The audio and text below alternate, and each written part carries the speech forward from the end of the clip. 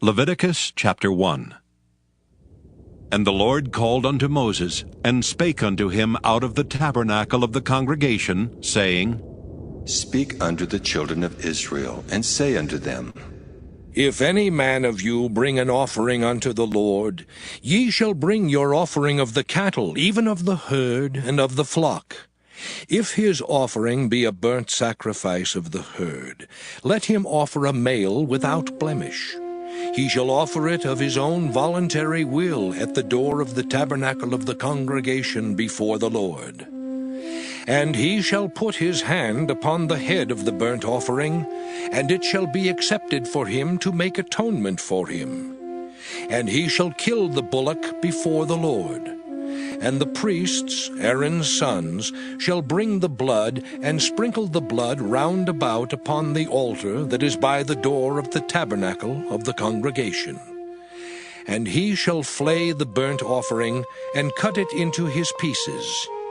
And the sons of Aaron the priest shall put fire upon the altar, and lay the wood in order upon the fire.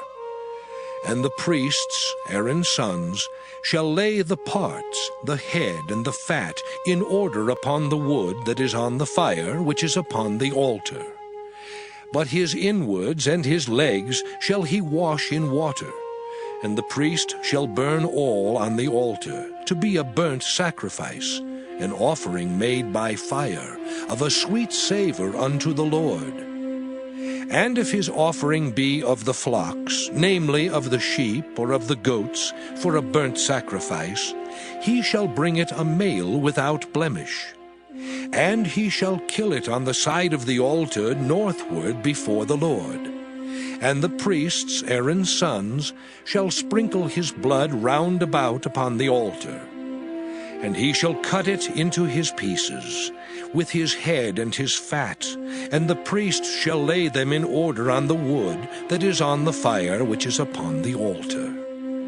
But he shall wash the inwards and the legs with water, and the priest shall bring it all, and burn it upon the altar. It is a burnt sacrifice, an offering made by fire, of a sweet savor unto the Lord. And if the burnt sacrifice for his offering to the Lord be of fowls, then he shall bring his offering of turtle doves or of young pigeons. And the priest shall bring it unto the altar, and wring off his head, and burn it on the altar. And the blood thereof shall be wrung out at the side of the altar. And he shall pluck away his crop with his feathers, and cast it beside the altar on the east part, by the place of the ashes. And he shall cleave it with the wings thereof, but shall not divide it asunder. And the priest shall burn it upon the altar, upon the wood that is upon the fire. It is a burnt sacrifice, an offering made by fire, of a sweet savor unto the Lord. Leviticus chapter 2. And when any will offer a meat offering unto the Lord, his offering shall be of fine flour, and he shall pour oil upon it, and put frankincense thereon. And he shall bring it to Aaron's sons the priests, and he shall take thereout his handful of the flour thereof, and of the oil thereof, with all the frankincense thereof. And the priest shall burn the memorial of it upon the altar, to be an offering made by fire, of a sweet savor unto the Lord. And the remnant of the meat offering shall be Aaron's and his sons. It is a thing most holy of the offerings of the Lord made by fire. And if thou bring an oblation of a meat offering baken in the oven, it shall be unleavened cakes of fine flour mingled with oil, or unleavened wafers anointed with oil. And if thy oblation be a meat offering baken in a pan, it shall be of fine flour unleavened mingled with oil. Thou shalt part it in pieces, and pour oil thereon. It is a meat offering. And if thy oblation be a meat offering baken in the frying pan, it shall be made of fine flour with oil. And thou shalt bring the meat offering that is made of these things unto the Lord. And when it is presented unto the priest, he shall bring it unto the altar. And the priest shall take from the meat offering a memorial thereof, and shall burn it upon the altar. It is an offering made by fire, of a sweet savour unto the Lord. And that which is left of the meat offering shall be Aaron's and his sons'. It is a thing most holy of the offerings of the Lord, made by fire. No meat offering which ye shall bring unto the Lord shall be made with leaven, for ye shall burn no leaven, nor any honey, in any offering of the Lord made by fire. As for the oblation of the first fruits, ye shall offer them unto the Lord. But they shall not be burnt on the altar for a sweet savour. And every oblation of thy meat offering shalt thou season with salt. Neither shalt thou suffer the salt of the covenant of thy God to be lacking from thy meat offering. With all thine offerings thou shalt offer salt. And if thou offer a meat offering of thy first fruits unto the Lord, thou shalt offer for the meat offering of thy first fruits green ears of corn dried by the fire, even corn beaten out of full ears. And thou shalt put oil upon it, and lay frankincense thereon. It is a meat offering. And the priest shall burn the memorial of it, part of the beaten corn thereof, and part of the oil thereof, with all the frankincense thereof. It is an offering made by fire unto the Lord. Leviticus chapter 3. And if his oblation be a sacrifice of peace offering, if he offer it of the herd, whether it be a male or female, he shall offer it without blemish before the Lord. And he shall lay his hand upon the head of his offering, and kill it at the door of the tabernacle of the congregation. And Aaron's sons, the priests, shall sprinkle the blood upon the altar round about. And he shall offer of the sacrifice of the peace offering, an offering made by fire unto the Lord. The fat that covereth the inwards, and all the fat that is upon the inwards, and the 2 kidneys, and the fat that is on them, which is by the flanks, and the caul above the liver with the kidneys, it shall he take away. And Aaron's sons shall burn it on the altar upon the burnt sacrifice, which is upon the wood that is on the fire. It is an offering made by fire, of a sweet savour unto the Lord. And if his offering for a sacrifice of peace offering unto the Lord be of the flock, male or female, he shall offer it without blemish. If he offer a lamb for his offering, then shall he offer it before the Lord. And he shall lay his hand upon the head of his offering, and kill it before the tabernacle of the congregation. And Aaron's sons shall sprinkle the blood thereof round about upon the altar. And he shall offer of the sacrifice of the peace offering, an offering made by fire unto the Lord. The fat thereof, and the whole rump, it shall he take off hard by the backbone, and the fat that covereth the inwards, and all the fat that is upon the inwards. And the 2 kidneys, and the fat that is upon them, which is by the flanks, and the caul above the liver with the kidneys, it shall he take away. And the priest shall burn it upon the altar. It is the food of the offering made by fire unto the Lord. And if his offering be a goat, then he shall offer it before the Lord. And he shall lay his hand upon the head of it, and kill it before the tabernacle of the congregation. And the sons of Aaron shall sprinkle the blood thereof upon the altar round about. And he shall offer thereof his offering, even an offering made by fire unto the Lord. The fat that covereth the inwards, and all the fat that is upon the inwards, and the 2 kidneys, and the fat that is upon them, which is by the flanks, and the caul above the liver with the kidneys, it shall he take away. and the priest shall burn them upon the altar. It is the food of the offering made by fire for a sweet savor. All the fat is the Lord's. It shall be a perpetual statute for your generations throughout all your dwellings, that ye eat neither fat nor blood.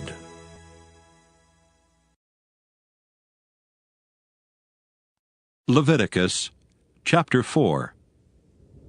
And the Lord spake unto Moses, saying, Speak unto the children of Israel, saying, If a soul shall sin through ignorance against any of the commandments of the Lord concerning things which ought not to be done, and shall do against any of them, if the priest that is anointed do sin according to the sin of the people, then let him bring for his sin, which he hath sinned, a young bullock without blemish unto the Lord for a sin offering. And he shall bring the bullock unto the door of the tabernacle of the congregation before the Lord, and shall lay his hand upon the bullock's head, and kill the bullock before the Lord. And the priest that is anointed shall take of the bullock's blood, and bring it to the tabernacle of the congregation. And the priest shall dip his finger in the blood, and sprinkle of the blood 7 times before the Lord, before the veil of the sanctuary. And the priest shall put some of the blood upon the horns of the altar of sweet incense before the Lord, which is in the tabernacle of the congregation, and shall pour all the blood of the bullock at the bottom of the altar of the burnt offering, which is at the door of the tabernacle of the congregation. And he shall take off from it all the fat of the bullock for the sin offering, the fat that covereth the inwards, and all the fat that is upon the inwards, and the 2 kidneys, and the fat that is upon them, which is by the flanks, and the caul above the liver, with the kidneys, it shall he take away. As it was taken off from the bullock of the sacrifice of peace offerings, and the priest shall burn them upon the altar of the burnt offering. And the skin of the bullock and all his flesh, with his head and with his legs, and his inwards and his dung, even the whole bullock shall he carry forth without the camp unto a clean place, where the ashes are poured out, and burn him on the wood with fire. Where the ashes are poured out shall he be burnt. And if the whole congregation of Israel sin through ignorance, and the thing be hid from the eyes of the assembly, and they have done somewhat against any of the commandments of the Lord concerning things which should not be done, and are guilty, when the sin which they have sinned against it is known, then the congregation shall offer a young bullock for the sin, and bring him before the tabernacle of the congregation. And the elders of the congregation shall lay their hands upon the head of the bullock before the Lord. And the bullock shall be killed before the Lord. And the priest that is anointed shall bring of the bullock's blood to the tabernacle of the congregation. And the priest shall dip his finger in some of the blood, and sprinkle it 7 times before the Lord, even before the veil. And he shall put some of the blood upon the horns of the altar, which is before the Lord, that is in the tabernacle of the congregation, and shall pour out all the blood at the bottom of the altar of the burnt offering, which is at the door of the tabernacle of the congregation. And he shall take all his fat from him, and burn it upon the altar.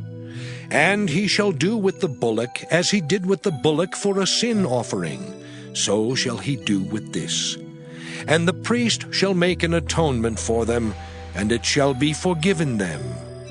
And he shall carry forth the bullock without the camp, and burn him as he burned the first bullock.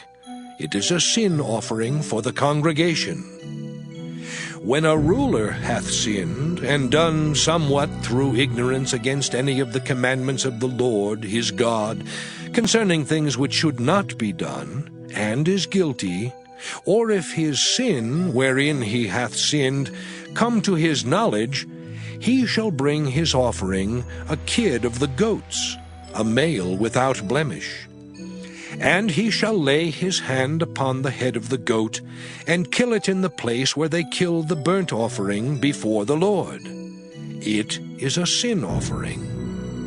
And the priest shall take of the blood of the sin offering with his finger, and put it upon the horns of the altar of burnt offering, and shall pour out his blood at the bottom of the altar of burnt offering. And he shall burn all his fat upon the altar, as the fat of the sacrifice of peace offerings. And the priest shall make an atonement for him as concerning his sin, and it shall be forgiven him. And if any one of the common people sin through ignorance, while he doeth somewhat against any of the commandments of the Lord, concerning things which ought not to be done, and be guilty, or if his sin which he hath sinned come to his knowledge, then he shall bring his offering, a kid of the goats, a female without blemish, for his sin which he hath sinned.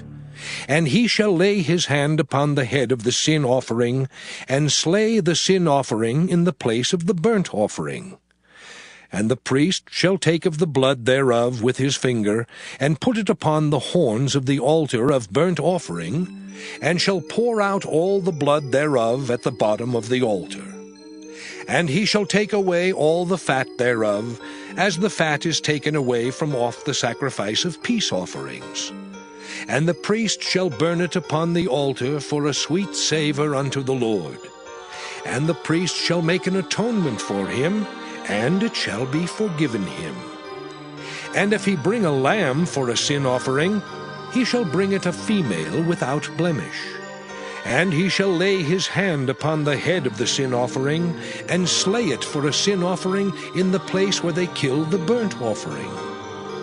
And the priest shall take of the blood of the sin offering with his finger, and put it upon the horns of the altar of burnt offering, and shall pour out all the blood thereof at the bottom of the altar.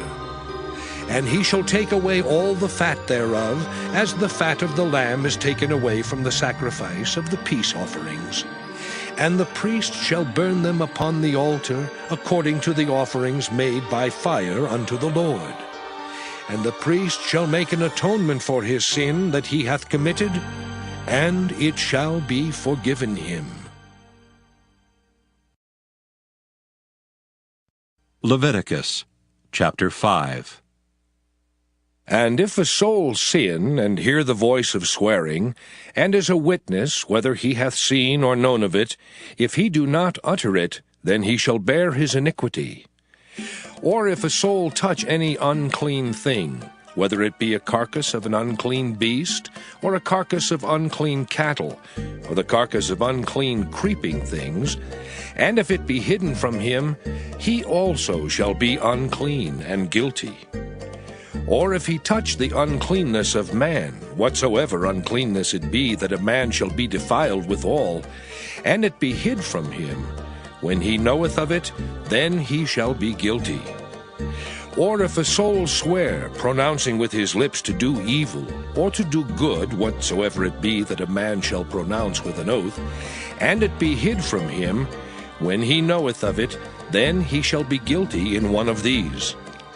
And it shall be, when he shall be guilty in one of these things, that he shall confess that he hath sinned in that thing.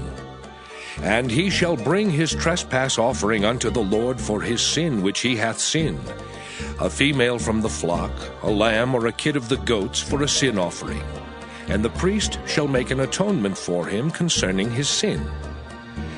And if he be not able to bring a lamb, then he shall bring for his trespass which he hath committed 2 turtle doves or 2 young pigeons unto the Lord, one for a sin offering, and the other for a burnt offering. And he shall bring them unto the priest, who shall offer that which is for the sin offering first, and wring off his head from his neck, but shall not divide it asunder. And he shall sprinkle of the blood of the sin offering upon the side of the altar, and the rest of the blood shall be wrung out at the bottom of the altar. It is a sin offering. And he shall offer the second for a burnt offering according to the manner. And the priest shall make an atonement for him for his sin which he hath sinned, and it shall be forgiven him. But if he be not able to bring 2 turtle doves or 2 young pigeons, then he that sinned shall bring for his offering the 10th part of an ephah of fine flour for a sin offering. He shall put no oil upon it, neither shall he put any frankincense thereon, for it is a sin offering. Then shall he bring it to the priest, and the priest shall take his handful of it, even a memorial thereof, and burn it on the altar, according to the offerings made by fire unto the Lord. It is a sin offering. And the priest shall make an atonement for him, as touching his sin that he hath sinned in one of these, and it shall be forgiven him. And the remnant shall be the priest's, as a meat offering. And the Lord spake unto Moses, saying, If a soul commit a trespass and sin through ignorance in the holy things of the Lord, then he shall bring for his trespass unto the Lord a ram without blemish out of the flocks, with thy estimation by shekels of silver, after the shekel of the sanctuary, for a trespass offering. And he shall make amends for the harm that he hath done in the holy thing, and shall add the 5th part thereto, and give it unto the priest. And the priest shall make an atonement for him with the ram of the trespass offering, and it shall be forgiven him.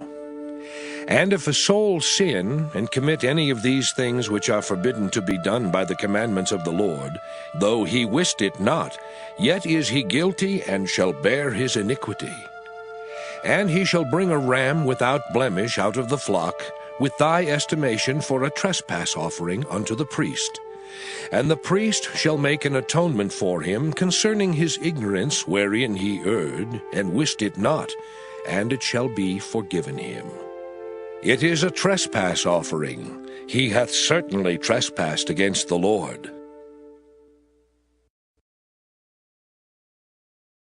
Leviticus chapter 6. And the Lord spake unto Moses, saying, If a soul sin and commit a trespass against the Lord, and lie unto his neighbor in that which was delivered him to keep, or in fellowship, or in a thing taken away by violence, or hath deceived his neighbor, or hath found that which was lost, and lieth concerning it, and sweareth falsely, in any of all these that a man doeth, sinning therein, then it shall be, because he hath sinned and is guilty, that he shall restore that which he took violently away, or the thing which he hath deceitfully gotten, or that which was delivered him to keep, or the lost thing which he found, or all that about which he hath sworn falsely. He shall even restore it in the principal, and shall add the 5th part more thereto, and give it unto him to whom it appertaineth, in the day of his trespass offering. And he shall bring his trespass offering unto the Lord, a ram without blemish out of the flock, with thy estimation for a trespass offering unto the priest. And the priest shall make an atonement for him before the Lord, and it shall be forgiven him for anything of all that he hath done in trespassing therein. And the Lord spake unto Moses, saying, Command Aaron and his sons, saying, This is the law of the burnt offering. It is the burnt offering because of the burning upon the altar all night unto the morning, and the fire of the altar shall be burning in it. And the priest shall put on his linen garment, and his linen breeches shall he put upon his flesh, and take up the ashes which the fire hath consumed with the burnt offering on the altar, and he shall put them beside the altar. And he shall put off his garments, and put on other garments, and carry forth the ashes without the camp unto a clean place. And the fire upon the altar shall be burning in it, it shall not be put out. And the priest shall burn wood on it every morning, and lay the burnt offering in order upon it. And he shall burn thereon the fat of the peace offerings. The fire shall ever be burning upon the altar, it shall never go out. And this is the law of the meat offering. The sons of Aaron shall offer it before the Lord, before the altar. And he shall take of it his handful, of the flour of the meat offering, and of the oil thereof, and all the frankincense which is upon the meat offering, and shall burn it upon the altar for a sweet savour, even the memorial of it unto the Lord. And the remainder thereof shall Aaron and his sons eat. With unleavened bread shall it be eaten in the holy place. In the court of the tabernacle of the congregation they shall eat it. It shall not be baken with leaven. I have given it unto them for their portion of my offerings made by fire. It is most holy, as is the sin offering, and as the trespass offering. All the males among the children of Aaron shall eat of it. It shall be a statute forever in your generations concerning the offerings of the Lord made by fire. Every one that toucheth them shall be holy. And the Lord spake unto Moses, saying, This is the offering of Aaron and of his sons, which they shall offer unto the Lord in the day when he is anointed. The 10th part of an ephah of fine flour for a meat offering perpetual, half of it in the morning, and half thereof at night. In a pan it shall be made with oil, and when it is baken, thou shalt bring it in, and the baken pieces of the meat offering shalt thou offer for a sweet savour unto the Lord. And the priest of his sons that is anointed in his stead shall offer it. It is a statute forever unto the Lord. It shall be wholly burnt. For every meat offering for the priest shall be wholly burnt. It shall not be eaten. And the Lord spake unto Moses, saying, Speak unto Aaron and to his sons, saying, This is the law of the sin offering. In the place where the burnt offering is killed, shall the sin offering be killed before the Lord. It is most holy. The priest that offereth it for sin shall eat it. In the holy place shall it be eaten, in the court of the tabernacle of the congregation. Whatsoever shall touch the flesh thereof shall be holy. And when there is sprinkled of the blood thereof upon any garment, thou shalt wash that whereon it was sprinkled in the holy place. But the earthen vessel wherein it is sodden shall be broken. And if it be sodden in a brazen pot, it shall be both scoured and rinsed in water. All the males among the priests shall eat thereof. It is most holy. And no sin offering, whereof any of the blood is brought into the tabernacle of the congregation to reconcile with all in the holy place, shall be eaten. It shall be burnt in the fire.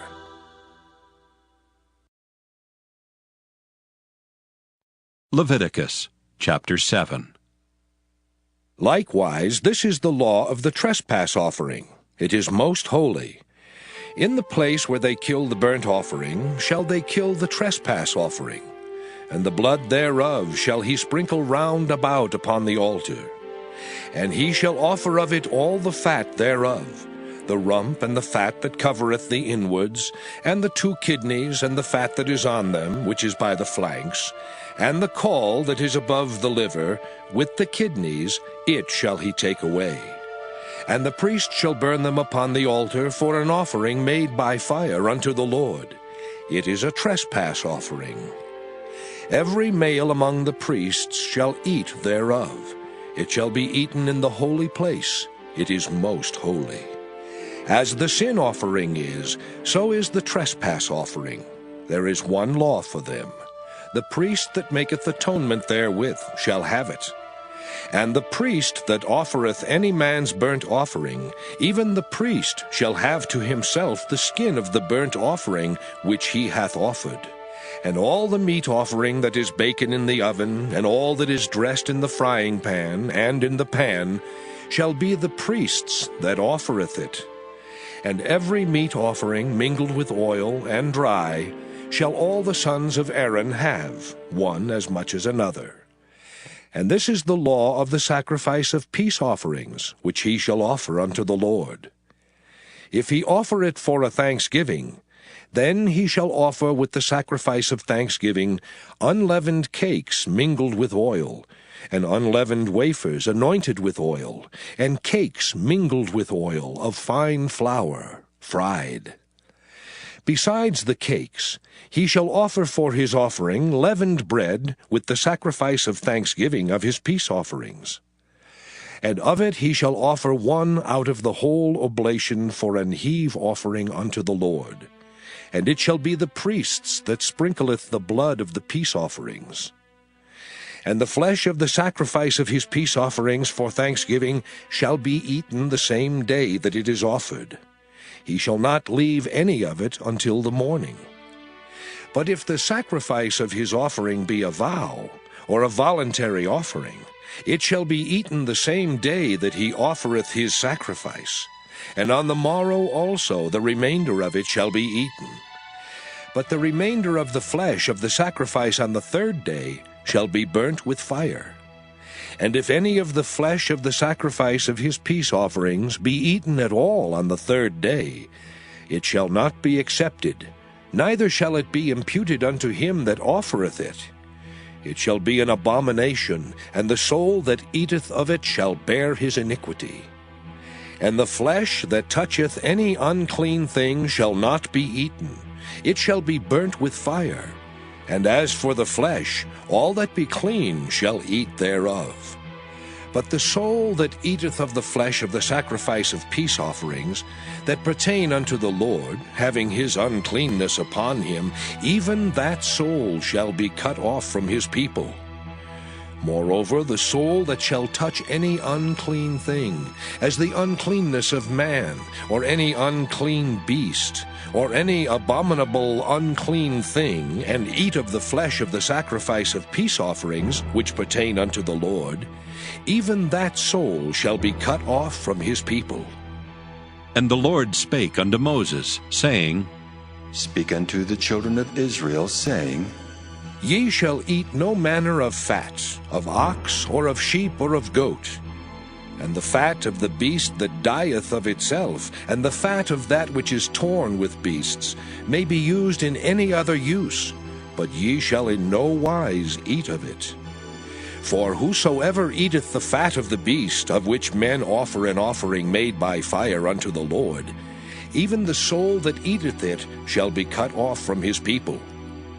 Moreover, ye shall eat no manner of blood, whether it be of fowl or of beast, in any of your dwellings. Whatsoever soul it be that eateth any manner of blood, even that soul shall be cut off from his people. And the Lord spake unto Moses, saying, Speak unto the children of Israel, saying, He that offereth the sacrifice of his peace offerings unto the Lord shall bring his oblation unto the Lord of the sacrifice of his peace offerings. His own hands shall bring the offerings of the Lord made by fire. The fat with the breast, it shall he bring, that the breast may be waved for a wave offering before the Lord.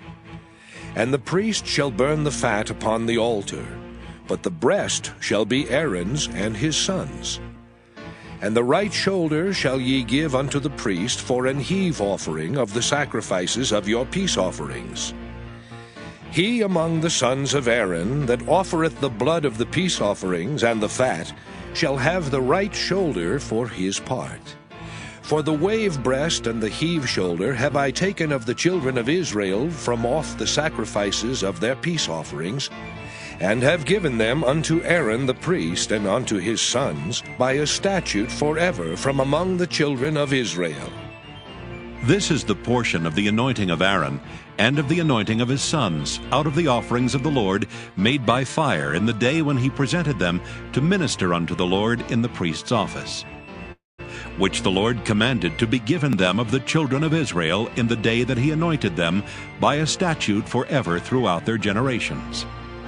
This is the law of the burnt offering, of the meat offering, and of the sin offering, and of the trespass offering, and of the consecrations, and of the sacrifice of the peace offerings, which the Lord commanded Moses in Mount Sinai in the day that he commanded the children of Israel to offer their oblations unto the Lord in the wilderness of Sinai.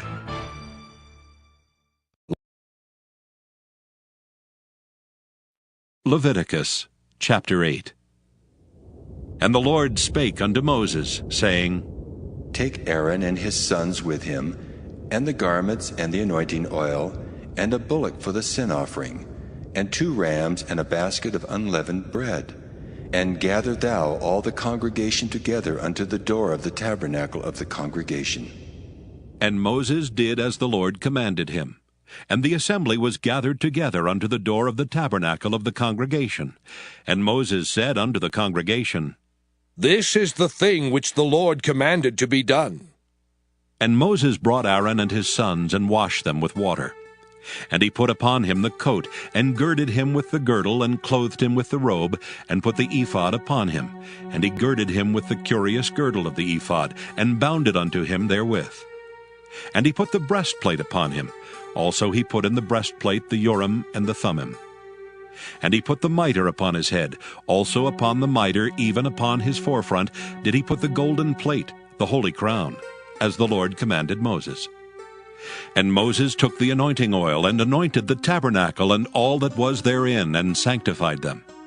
And he sprinkled thereof upon the altar 7 times, and anointed the altar and all his vessels, both the laver and his foot, to sanctify them. And he poured of the anointing oil upon Aaron's head, and anointed him to sanctify him. And Moses brought Aaron's sons, and put coats upon them, and girded them with girdles, and put bonnets upon them, as the Lord commanded Moses.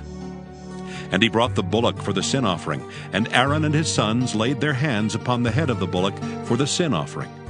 And he slew it, and Moses took the blood, and put it upon the horns of the altar round about with his finger, and purified the altar, and poured the blood at the bottom of the altar, and sanctified it, to make reconciliation upon it.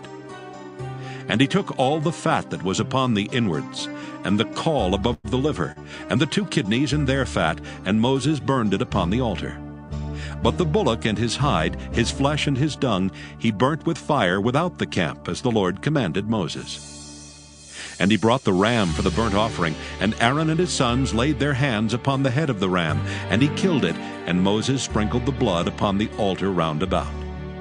And he cut the ram into pieces, and Moses burnt the head and the pieces and the fat. And he washed the inwards and the legs in water, and Moses burnt the whole ram upon the altar. It was a burnt sacrifice for a sweet savor, and an offering made by fire unto the Lord, as the Lord commanded Moses. And he brought the other ram, the ram of consecration, and Aaron and his sons laid their hands upon the head of the ram, and he slew it. And Moses took of the blood of it, and put it upon the tip of Aaron's right ear, and upon the thumb of his right hand, and upon the great toe of his right foot. And he brought Aaron's sons, and Moses put of the blood upon the tip of their right ear, and upon the thumbs of their right hands, and upon the great toes of their right feet. And Moses sprinkled the blood upon the altar round about. And he took the fat and the rump, and all the fat that was upon the inwards, and the caul above the liver, and the 2 kidneys and their fat, and the right shoulder. And out of the basket of unleavened bread that was before the Lord, he took 1 unleavened cake, and a cake of oiled bread, and 1 wafer, and put them on the fat, and upon the right shoulder. And he put all upon Aaron's hands, and upon his sons' hands, and waved them for a wave offering before the Lord. And Moses took them from off their hands, and burnt them on the altar upon the burnt offering. They were consecrations for a sweet savor. It is an offering made by fire unto the Lord. And Moses took the breast, and waved it for a wave offering before the Lord. For of the ram of consecration it was Moses' part, as the Lord commanded Moses. And Moses took of the anointing oil, and of the blood which was upon the altar, and sprinkled it upon Aaron, and upon his garments, and upon his sons, and upon his sons' garments with him, and sanctified Aaron and his garments, and his sons' garments with him. And Moses said unto Aaron and to his sons, Boil the flesh at the door of the tabernacle of the congregation, and there eat it with the bread that is in the basket of consecrations, as I commanded, saying, Aaron and his sons shall eat it. And that which remaineth of the flesh and of the bread shall ye burn with fire. And ye shall not go out of the door of the tabernacle of the congregation in 7 days, until the days of your consecration be at an end. For 7 days shall he consecrate you. As he hath done this day, so the Lord hath commanded to do, to make an atonement for you. Therefore shall ye abide at the door of the tabernacle of the congregation day and night 7 days, and keep the charge of the Lord, that ye die not, for so I am commanded. So Aaron and his sons did all things which the Lord commanded by the hand of Moses. Leviticus chapter 9. And it came to pass on the 8th day that Moses called Aaron and his sons and the elders of Israel. And he said unto Aaron, Take thee a young calf for a sin offering, and a ram for a burnt offering, without blemish, and offer them before the Lord. And unto the children of Israel thou shalt speak, saying, Take ye a kid of the goats for a sin offering, and a calf and a lamb, both of the first year, without blemish, for a burnt offering, also a bullock and a ram for peace offerings, to sacrifice before the Lord, and a meat offering mingled with oil. For today the Lord will appear unto you. And they brought that which Moses commanded before the tabernacle of the congregation. And all the congregation drew near and stood before the Lord. And Moses said, This is the thing which the Lord commanded that ye should do, and the glory of the Lord shall appear unto you.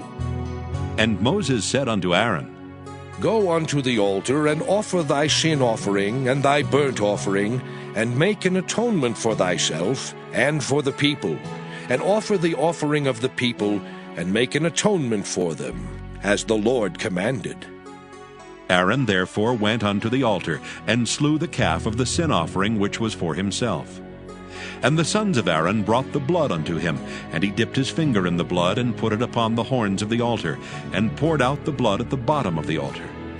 But the fat and the kidneys and the caul above the liver of the sin offering he burnt upon the altar, as the Lord commanded Moses. And the flesh and the hide he burnt with fire without the camp.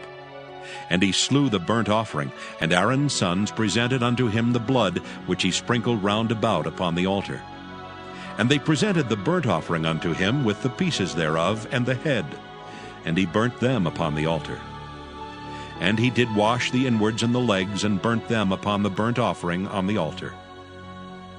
And he brought the people's offering, and took the goat which was the sin offering for the people, and slew it, and offered it for sin as the first. And he brought the burnt offering, and offered it according to the manner. And he brought the meat offering, and took an handful thereof, and burnt it upon the altar, beside the burnt sacrifice of the morning. He slew also the bullock and the ram for a sacrifice of peace offerings, which was for the people. And Aaron's sons presented unto him the blood which he sprinkled upon the altar round about, and the fat of the bullock and of the ram, the rump, and that which covereth the inwards and the kidneys, and the caul above the liver. And they put the fat upon the breasts, and he burnt the fat upon the altar. And the breasts and the right shoulder Aaron waved for a wave offering before the Lord, as Moses commanded. And Aaron lifted up his hand toward the people, and blessed them, and came down from offering of the sin offering, and the burnt offering, and peace offerings. And Moses and Aaron went into the tabernacle of the congregation, and came out and blessed the people, and the glory of the Lord appeared unto all the people. And there came a fire out from before the Lord, and consumed upon the altar the burnt offering and the fat, which when all the people saw, they shouted, and fell on their faces. Leviticus chapter 10. And Nadab and Abihu the sons of Aaron took either of them his censer, and put fire therein, and put incense thereon, and offered strange fire before the Lord, which he commanded them not. And there went out fire from the Lord, and devoured them, and they died before the Lord. Then Moses said unto Aaron, This is it that the Lord spake, saying, I will be sanctified in them that come nigh me, and before all the people I will be glorified. And Aaron held his peace. And Moses called Mishael and Elzaphan, the sons of Uzziel, the uncle of Aaron, and said unto them, Come near, carry your brethren from before the sanctuary out of the camp. So they went near, and carried them in their coats out of the camp, as Moses had said. And Moses said unto Aaron, and unto Eleazar, and unto Ithamar his sons, Uncover not your heads, neither rend your clothes, lest ye die, and lest wrath come upon all the people.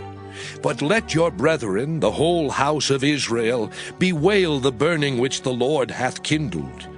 And ye shall not go out from the door of the tabernacle of the congregation, lest ye die, for the anointing oil of the Lord is upon you. And they did according to the word of Moses. And the Lord spake unto Aaron, saying, Do not drink wine nor strong drink, thou nor thy sons with thee, when ye go into the tabernacle of the congregation, lest ye die. It shall be a statute forever throughout your generations, and that ye may put difference between holy and unholy, and between unclean and clean, and that ye may teach the children of Israel all the statutes which the Lord has spoken unto them by the hand of Moses. And Moses spake unto Aaron, and unto Eleazar, and unto Ithamar his sons that were left. Take the meat offering that remaineth of the offerings of the Lord made by fire, and eat it without leaven beside the altar, for it is most holy. And ye shall eat it in the holy place, because it is thy due, and thy son's due, of the sacrifices of the Lord made by fire, for so I am commanded. And the wave breast and heave shoulder shall ye eat in a clean place, thou and thy sons and thy daughters with thee, for they be thy due, and thy sons' due, which are given out of the sacrifices of peace offerings of the children of Israel. The heave shoulder and the wave breast shall they bring with the offerings made by fire of the fat, to wave it for a wave offering before the Lord. And it shall be thine and thy sons with thee, by a statute forever, as the Lord hath commanded. And Moses diligently sought the goat of the sin offering, and behold, it was burnt. And he was angry with Eleazar and Ithamar, the sons of Aaron, which were left alive, saying, Wherefore have ye not eaten the sin offering in the holy place, seeing it is most holy? And God hath given it you to bear the iniquity of the congregation, to make atonement for them before the Lord. Behold, the blood of it was not brought in within the holy place. Ye should indeed have eaten it in the holy place, as I commanded. And Aaron said unto Moses, Behold, this day have they offered their sin offering and their burnt offering before the Lord, and such things have befallen me. And if I had eaten the sin offering today, should it have been accepted in the sight of the Lord? And when Moses heard that, he was content. Leviticus chapter 11. And the Lord spake unto Moses and to Aaron, saying unto them, Speak unto the children of Israel, saying, These are the beasts which ye shall eat among all the beasts that are on the earth. Whatsoever parteth the hoof, and is cloven-footed, and cheweth the cud among the beasts, that shall ye eat. Nevertheless, these shall ye not eat of them that chew the cud, or of them that divide the hoof, as the camel, because he cheweth the cud, but divideth not the hoof. He is unclean unto you. And the coney, because he cheweth the cud, but divideth not the hoof. He is unclean unto you. And the hare, because he cheweth the cud, but divideth not the hoof. He is unclean unto you. And the swine, though he divide the hoof, and be cloven-footed, yet he cheweth not the cud. He is unclean to you. Of their flesh shall ye not eat, and their carcass shall ye not touch. They are unclean to you. These shall ye eat of all that are in the waters. Whatsoever hath fins and scales in the waters, in the seas and in the rivers, them shall ye eat. And all that have not fins and scales in the seas and in the rivers, of all that move in the waters, and of any living thing which is in the waters, they shall be an abomination unto you. They shall be even an abomination unto you. Ye shall not eat of their flesh, but ye shall have their carcasses in abomination. Whatsoever hath no fins nor scales in the waters, that shall be an abomination unto you.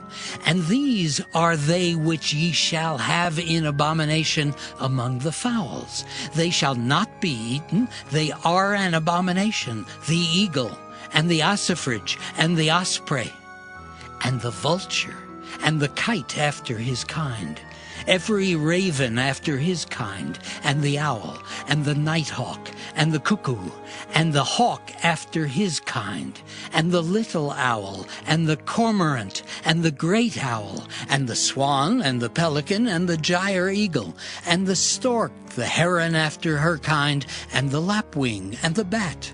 All fowls that creep, going upon all four, shall be an abomination unto you. Yet these may ye eat of every flying, creeping thing that goeth upon all four, which have legs above their feet to leap withal upon the earth. Even these of them ye may eat, the locust after his kind, and the bald locust after his kind, and the beetle after his kind, and the grasshopper after his kind. But all other flying, creeping things which have 4 feet shall be an abomination unto you. And for these ye shall be unclean. Whosoever toucheth the carcass of them shall be unclean until the even. And whosoever beareth aught of the carcass of them shall wash his clothes and be unclean until the even. The carcasses of every beast which divideth the hoof, and is not cloven-footed, nor cheweth the cud, are unclean unto you. Every one that toucheth them shall be unclean. And whatsoever goeth upon his paws among all manner of beasts that go on all 4, those are unclean unto you. Whoso toucheth their carcass shall be unclean until the even. And he that beareth the carcass of them shall wash his clothes and be unclean until the even. They are unclean unto you. These also shall be unclean unto you among the creeping things that creep upon the earth, the weasel and the mouse, and the tortoise after his kind, and the ferret, and the chameleon, and the lizard, and the snail, and the mole. These are unclean to you among all that creep. Whosoever doth touch them when they be dead shall be unclean until the even. And upon whatsoever any of them when they are dead doth fall, it shall be unclean, whether it be any vessel of wood or raiment or skin or sack, whatsoever vessel it be, wherein any work is done, it must be put into water, and it shall be unclean until the even. So it shall be cleansed. And every earthen vessel whereinto any of them falleth, whatsoever is in it shall be unclean, and ye shall break it. Of all meat which may be eaten, that on which such water cometh shall be unclean. And all drink that may be drunk in every such vessel shall be unclean. And every thing whereupon any part of their carcass falleth shall be unclean, whether it be oven or ranges for pots, they shall be broken down, for they are unclean, and shall be unclean unto you. Nevertheless, a fountain or pit, wherein there is plenty of water, shall be clean, but that which toucheth their carcass shall be unclean. And if any part of their carcass fall upon any sowing seed which is to be sown, it shall be clean. But if any water be put upon the seed, and any part of their carcass fall thereon, it shall be unclean unto you. And if any beast of which ye may eat die, he that toucheth the carcass thereof shall be unclean until the even. And he that eateth of the carcass of it shall wash his clothes, and be unclean until the even. He also that beareth the carcass of it shall wash his clothes, and be unclean until the even. And every creeping thing that creepeth upon the earth shall be an abomination. It shall not be eaten. Whatsoever goeth upon the belly, and whatsoever goeth upon all 4, or whatsoever hath more feet among all creeping things that creep upon the earth, them ye shall not eat, for they are an abomination. Ye shall not make yourselves abominable with any creeping thing that creepeth, neither shall ye make yourselves unclean with them, that ye should be defiled thereby. For I am the Lord your God. Ye shall therefore sanctify yourselves, and ye shall be holy, for I am holy. Neither shall ye defile yourselves with any manner of creeping thing that creepeth upon the earth. For I am the Lord that bringeth you up out of the land of Egypt to be your God. Ye shall therefore be holy, for I am holy. This is the law of the beasts and of the fowl, and of every living creature that moveth in the waters, and of every creature that creepeth upon the earth, to make a difference between the unclean and the clean, and between the beast that may be eaten and the beast that may not be eaten. Leviticus chapter 12. And the Lord spake unto Moses, saying, Speak unto the children of Israel, saying, If a woman have conceived seed and born a man-child, then she shall be unclean 7 days. According to the days of the separation for her infirmity shall she be unclean. And in the 8th day the flesh of his foreskin shall be circumcised.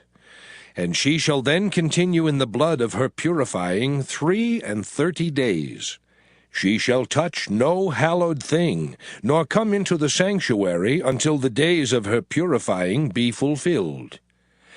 But if she bear a maid child, then she shall be unclean 2 weeks, as in her separation, and she shall continue in the blood of her purifying 66 days.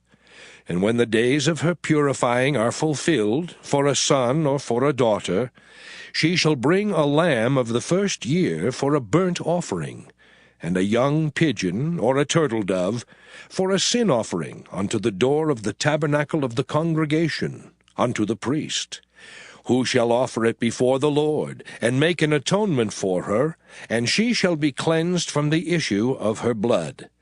This is the law for her that hath borne a male or a female. And if she be not able to bring a lamb, then she shall bring 2 turtles, or 2 young pigeons, the one for the burnt offering, and the other for a sin offering. And the priest shall make an atonement for her, and she shall be clean.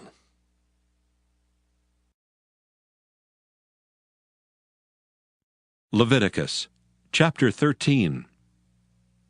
And the Lord spake unto Moses and Aaron, saying, When a man shall have in the skin of his flesh a rising, a scab or bright spot, and it be in the skin of his flesh like the plague of leprosy, then he shall be brought unto Aaron the priest, or unto one of his sons, the priests.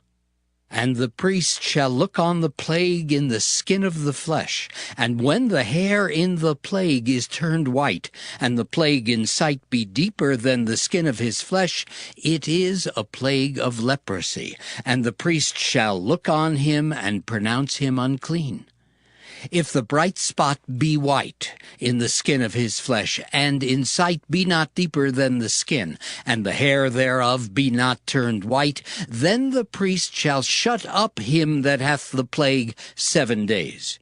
And the priest shall look on him the 7th day, and behold, if the plague in his sight be at a stay, and the plague spread not in the skin, then the priest shall shut him up 7 days more. And the priest shall look on him again the 7th day, and behold, if the plague be somewhat dark, and the plague spread not in the skin, the priest shall pronounce him clean. It is but a scab, and he shall wash his clothes and be clean. But if the scab spread much abroad in the skin, after that he hath been seen of the priest for his cleansing, he shall be seen of the priest again. And if the priest see that, behold, the scab spreadeth in the skin, then the priest shall pronounce him unclean. It is a leprosy. when the plague of leprosy is in a man, then he shall be brought unto the priest.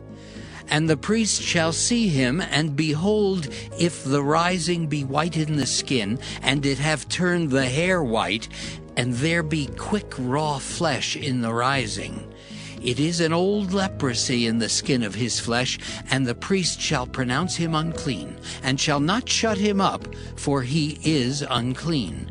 And if a leprosy break out abroad in the skin, and the leprosy cover all the skin of him that hath the plague, from his head even to his foot, wheresoever the priest looketh, then the priest shall consider.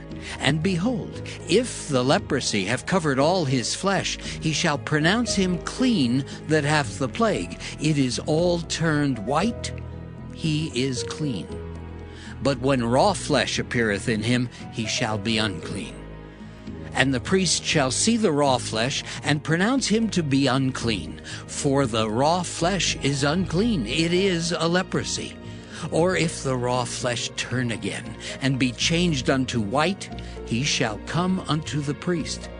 And the priest shall see him, and behold, if the plague be turned into white, then the priest shall pronounce him clean that hath the plague, he is clean. The flesh also, in which even in the skin thereof was a boil, and is healed, and in the place of the boil there be a white rising, or a bright spot, white and somewhat reddish, and it be showed to the priest. And if, when the priest seeth it, behold, it be in sight lower than the skin, and the hair thereof be turned white, the priest shall pronounce him unclean. It is a plague of leprosy broken out of the boil. But if the priest look on it, and behold, there be no white hairs therein, and if it be not lower than the skin, but be somewhat dark, then the priest shall shut him up 7 days.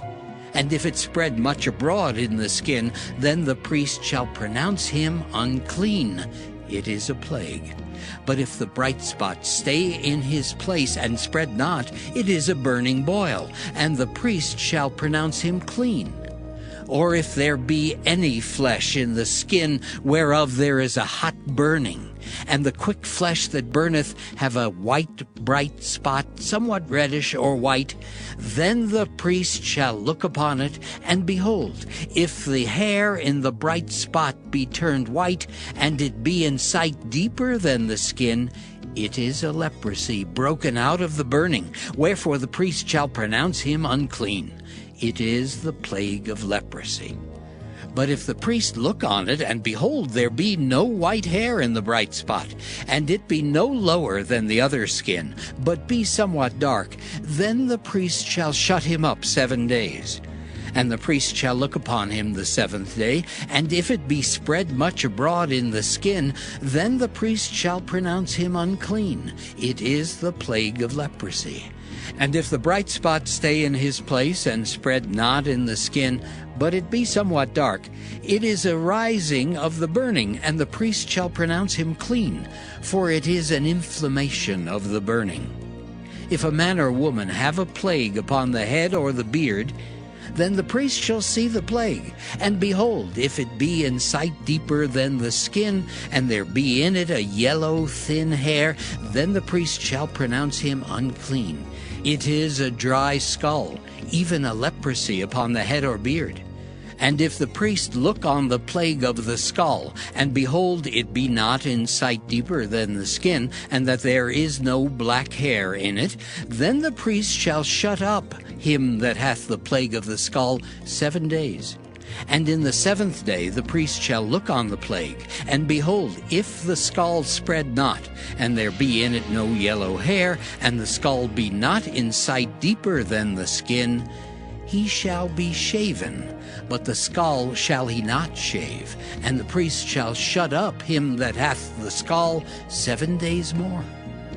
And in the 7th day the priest shall look on the skull, and behold, if the skull be not spread in the skin, nor be in sight deeper than the skin, then the priest shall pronounce him clean, and he shall wash his clothes and be clean. But if the scald spread much in the skin after his cleansing, then the priest shall look on him, and behold, if the scald be spread in the skin, the priest shall not seek for yellow hair. He is unclean. But if the scald be in his sight at a stay, and that there is black hair grown up therein, the scald is healed, he is clean, and the priest shall pronounce him clean. If a man also or a woman have in the skin of their flesh bright spots, even white bright spots, then the priest shall look, and behold, if the bright spots in the skin of their flesh be darkish white, it is a freckled spot that groweth in the skin, he is clean. And the man whose hair is fallen off his head, he is bald, yet is he clean. And he that hath his hair fallen off from the part of his head toward his face, he is forehead bald, yet is he clean. And if there be in the bald head or bald forehead a white reddish sore, it is a leprosy sprung up in his bald head or his bald forehead. Then the priest shall look upon it, and behold, if the rising of the sore be white reddish in his bald head or in his bald forehead, as the leprosy appeareth in the skin of the flesh, he is a leprous man, he is unclean. The priest shall pronounce him utterly unclean. His plague is in his head. And the leper in whom the plague is, his clothes shall be rent, and his head bare, and he shall put a covering upon his upper lip, and shall cry, Unclean, unclean. All the days wherein the plague shall be in him, he shall be defiled. He is unclean. He shall dwell alone. Without the camp shall his habitation be. The garment also that the plague of leprosy is in, whether it be a woolen garment or a linen garment, whether it be in the warp or woof of linen or of woolen, whether in a skin or in anything made of skin. And if the plague be greenish or reddish in the garment, or in the skin, either in the warp or in the woof, or in anything of skin, it is a plague of leprosy, and shall be showed unto the priest. And the priest shall look upon the plague, and shut up it that hath the plague 7 days. And he shall look on the plague on the 7th day. If the plague be spread in the garment, either in the warp or in the woof, or in a skin, or in any work that is made of skin, the plague is a fretting leprosy. It is unclean. He shall therefore burn that garment, whether warp or woof, in woolen or in linen, or anything of skin, wherein the plague is, for it is a fretting leprosy. It shall look, and behold, the plague be not spread in the garment, either in the warp or in the woof, or in anything of skin, then the priest shall command that they wash the thing wherein the plague is, and he shall shut it up 7 days more. And the priest shall look on the plague after that it is washed, and behold, if the plague have not changed his color, and the plague be not spread, it is unclean. Thou shalt burn it in the fire. It is fret inward, whether it be bare within or without. And if the priest look, and behold, the plague be somewhat dark after the washing of it, then he shall rend it out of the garment, or out of the skin, or out of the warp, or out of the woof. And if it appear still in the garment, either in the warp, or in the woof, or in anything of skin, it is a spreading plague. Thou shalt burn that wherein the plague is with fire. And the garment, either warp or woof, or whatsoever thing of skin it be, which thou shalt wash, if the plague be departed from them, then it shall be washed the 2nd time, and shall be clean. This is the law of the plague of leprosy in a garment of woolen or linen, either in the warp or woof, or anything of skins, to pronounce it clean or to pronounce it unclean. Leviticus chapter 14. And the Lord spake unto Moses, saying, This shall be the law of the leper in the day of his cleansing. he shall be brought unto the priest.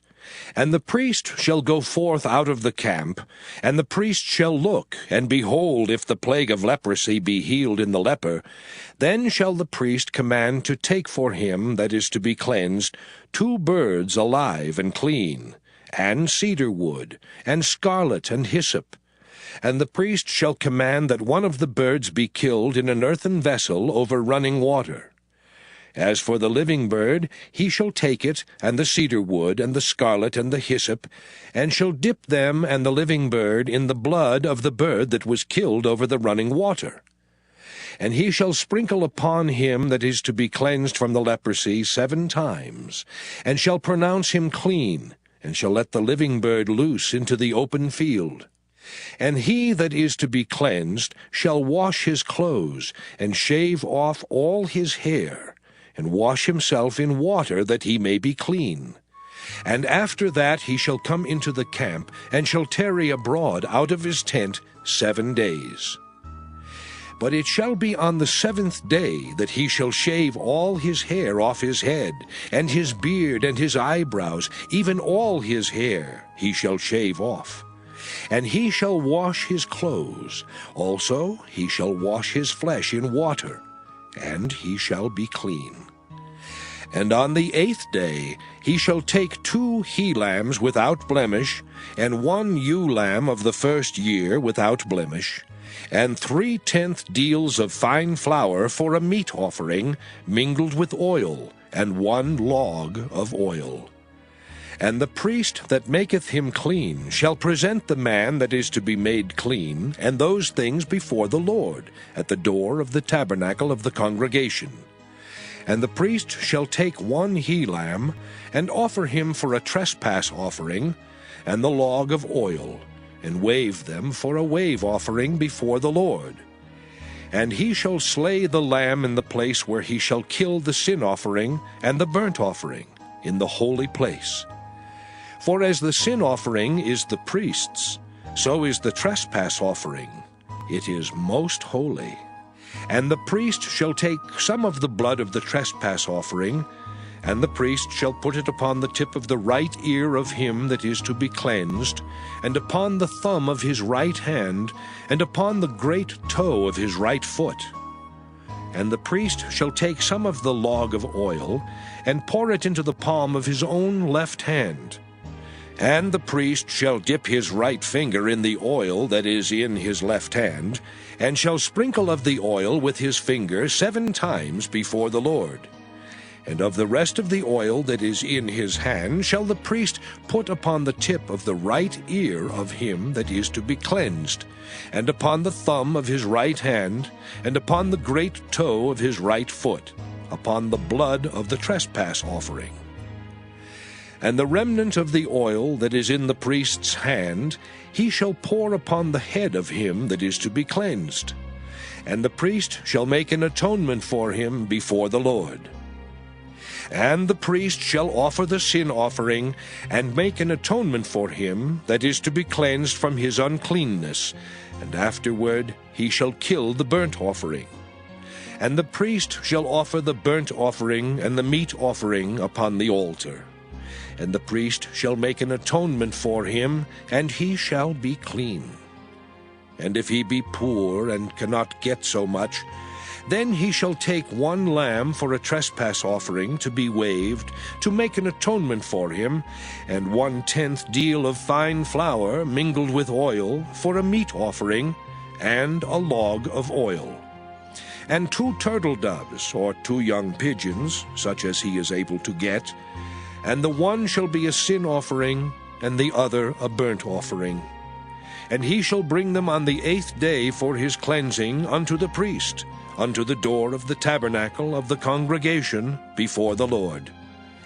And the priest shall take the lamb of the trespass offering, and the log of oil, and the priest shall wave them for a wave offering before the Lord. And he shall kill the lamb of the trespass offering, and the priest shall take some of the blood of the trespass offering, and put it upon the tip of the right ear of him that is to be cleansed, and upon the thumb of his right hand, and upon the great toe of his right foot. And the priest shall pour of the oil into the palm of his own left hand. And the priest shall sprinkle with his right finger some of the oil that is in his left hand 7 times before the Lord. And the priest shall put of the oil that is in his hand upon the tip of the right ear of him that is to be cleansed, and upon the thumb of his right hand, and upon the great toe of his right foot, upon the place of the blood of the trespass offering. And the rest of the oil that is in the priest's hand he shall put upon the head of him that is to be cleansed, to make an atonement for him before the Lord. And he shall offer the one of the turtle doves, or of the young pigeons, such as he can get, even such as he is able to get, the one for a sin offering, and the other for a burnt offering with the meat offering. And the priest shall make an atonement for him that is to be cleansed before the Lord. This is the law of him in whom is the plague of leprosy, whose hand is not able to get that which pertaineth to his cleansing. And the Lord spake unto Moses and unto Aaron, saying, When ye be come into the land of Canaan, which I give to you for a possession, and I put the plague of leprosy in a house of the land of your possession, and he that owneth the house shall come and tell the priest, saying, It seemeth to me there is, as it were, a plague in the house. Then the priest shall command that they empty the house before the priest go into it to see the plague, that all that is in the house be not made unclean, and afterward the priest shall go in to see the house. And he shall look on the plague, and behold, if the plague be in the walls of the house, with hollow strakes, greenish or reddish, which in sight are lower than the wall, then the priest shall go out of the house to the door of the house, and shut up the house 7 days. And the priest shall come again the 7th day, and shall look. And behold, if the plague be spread in the walls of the house, then the priest shall command that they take away the stones in which the plague is, and they shall cast them into an unclean place without the city. And he shall cause the house to be scraped within round about, and they shall pour out the dust that they scrape off without the city into an unclean place. And they shall take other stones, and put them in the place of those stones. And he shall take other mortar, and shall plaster the house. And if the plague come again, and break out in the house, after that he hath taken away the stones, and after he hath scraped the house, and after it is plastered, then the priest shall come and look. And behold, if the plague be spread in the house, it is a fretting leprosy in the house, it is unclean. And he shall break down the house, the stones of it, and the timber thereof, and all the mortar of the house, and he shall carry them forth out of the city into an unclean place. Moreover, he that goeth into the house all the while that it is shut up shall be unclean until the even. And he that lieth in the house shall wash his clothes, and he that eateth in the house shall wash his clothes. And if the priest shall come in and look upon it, and behold, the plague hath not spread in the house after the house was plastered, then the priest shall pronounce the house clean, because the plague is healed. And he shall take to cleanse the house 2 birds, and cedar wood, and scarlet, and hyssop. And he shall kill the one of the birds in an earthen vessel over running water.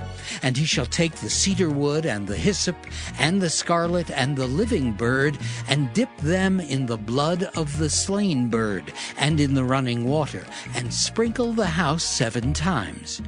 And he shall cleanse the house with the blood of the bird, and with the running water, and with the living bird, and with the cedar wood, and with the hyssop, and with the scarlet. But he shall let go the living bird out of the city into the open fields, and make an atonement for the house, and it shall be clean. This is the law for all manner of plague of leprosy and skull, and for the leprosy of a garment and of a house, and for a rising, and for a scab, and for a bright spot, to teach when it is unclean and when it is clean. This is the law of leprosy. Leviticus chapter 15. And the Lord spake unto Moses and to Aaron, saying, Speak unto the children of Israel, and say unto them, When any man hath a running issue out of his flesh, because of his issue he is unclean. And this shall be his uncleanness in his issue, whether his flesh run with his issue, or his flesh be stopped from his issue, it is his uncleanness. Every bed whereon he lieth that hath the issue is unclean, and everything whereon he sitteth shall be unclean. And whosoever toucheth his bed shall wash his clothes, and bathe himself in water, and be unclean until the even. And he that sitteth on anything whereon he sat that hath the issue shall wash his clothes, and bathe himself in water, and be unclean until the even. And he that toucheth the flesh of him that hath the issue shall wash his clothes, and bathe himself in water, and be unclean until the even. And if he that hath the issue spit upon him that is clean, then he shall wash his clothes, and bathe himself in water, and be unclean until the even. And what saddle soever he rideth upon that hath the issue shall be unclean. And whosoever toucheth anything that was under him shall be unclean until the even. And he that beareth any of those things shall wash his clothes, and bathe himself in water, and be unclean until the even. And whomsoever he toucheth that hath the issue, and hath not rinsed his hands in water, he shall wash his clothes, and bathe himself in water, and be unclean until the even. And the vessel of earth that he toucheth, which hath the issue, shall be broken, and every vessel of wood shall be rinsed in water. And when he that hath an issue is cleansed of his issue, then he shall number to himself 7 days for his cleansing, and wash his clothes, and bathe his flesh in running water, and shall be clean. And on the 8th day he shall take to him 2 turtle doves, or 2 young pigeons, and come before the Lord unto the door of the tabernacle of the congregation, and give them unto the priest. And the priest shall offer them, the one for a sin offering, and the other for a burnt offering. And the priest shall make an atonement for him before the Lord for his issue. And if any man's seed of copulation go out from him, then he shall wash all his flesh in water, and be unclean until the even. And every garment and every skin whereon is the seed of copulation shall be washed with water, and be unclean until the even.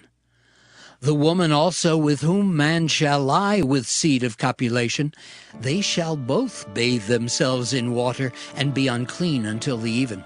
And if a woman have an issue, and her issue in her flesh be blood, she shall be put apart 7 days, and whosoever toucheth her shall be unclean until the even. And everything that she lieth upon in her separation shall be unclean. Everything also that she sitteth upon shall be unclean. And whosoever toucheth her bed shall wash his clothes, and bathe himself in water, and be unclean until the even. And whosoever toucheth anything that she sat upon shall wash his clothes, and bathe himself in water, and be unclean until the even. And if it be on her bed, or on anything whereon she sitteth, when he toucheth it, he shall be unclean until the even. And if any man lie with her at all, and her flowers be upon him, he shall be unclean 7 days, and all the bed whereon he lieth shall be unclean. And if a woman have an issue of her blood many days out of the time of her separation, or if it run beyond the time of her separation, all the days of the issue of her uncleanness shall be as the days of her separation. She shall be unclean.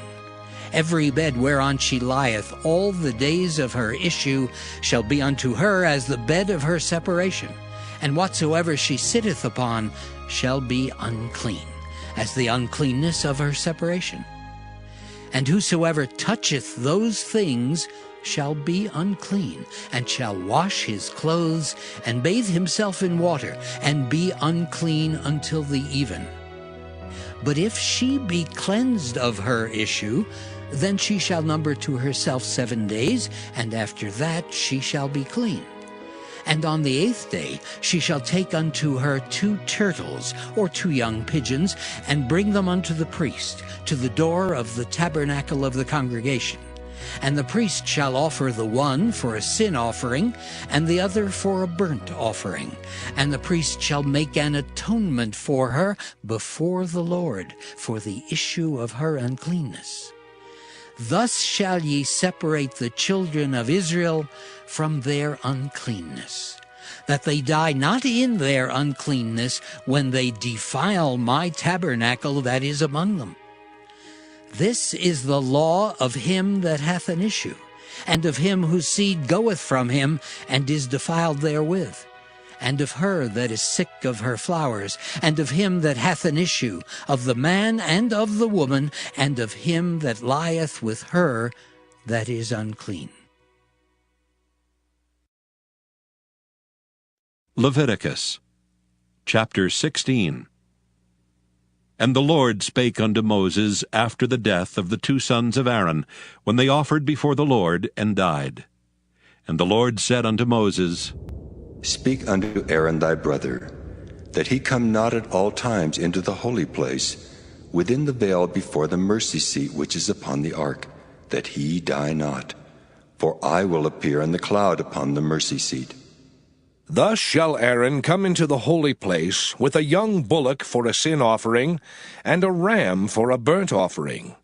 He shall put on the holy linen coat, and he shall have the linen breeches upon his flesh, and shall be girded with a linen girdle, and with the linen mitre shall he be attired. These are holy garments. Therefore shall he wash his flesh in water, and so put them on. And he shall take of the congregation of the children of Israel 2 kids of the goats for a sin offering, and 1 ram for a burnt offering.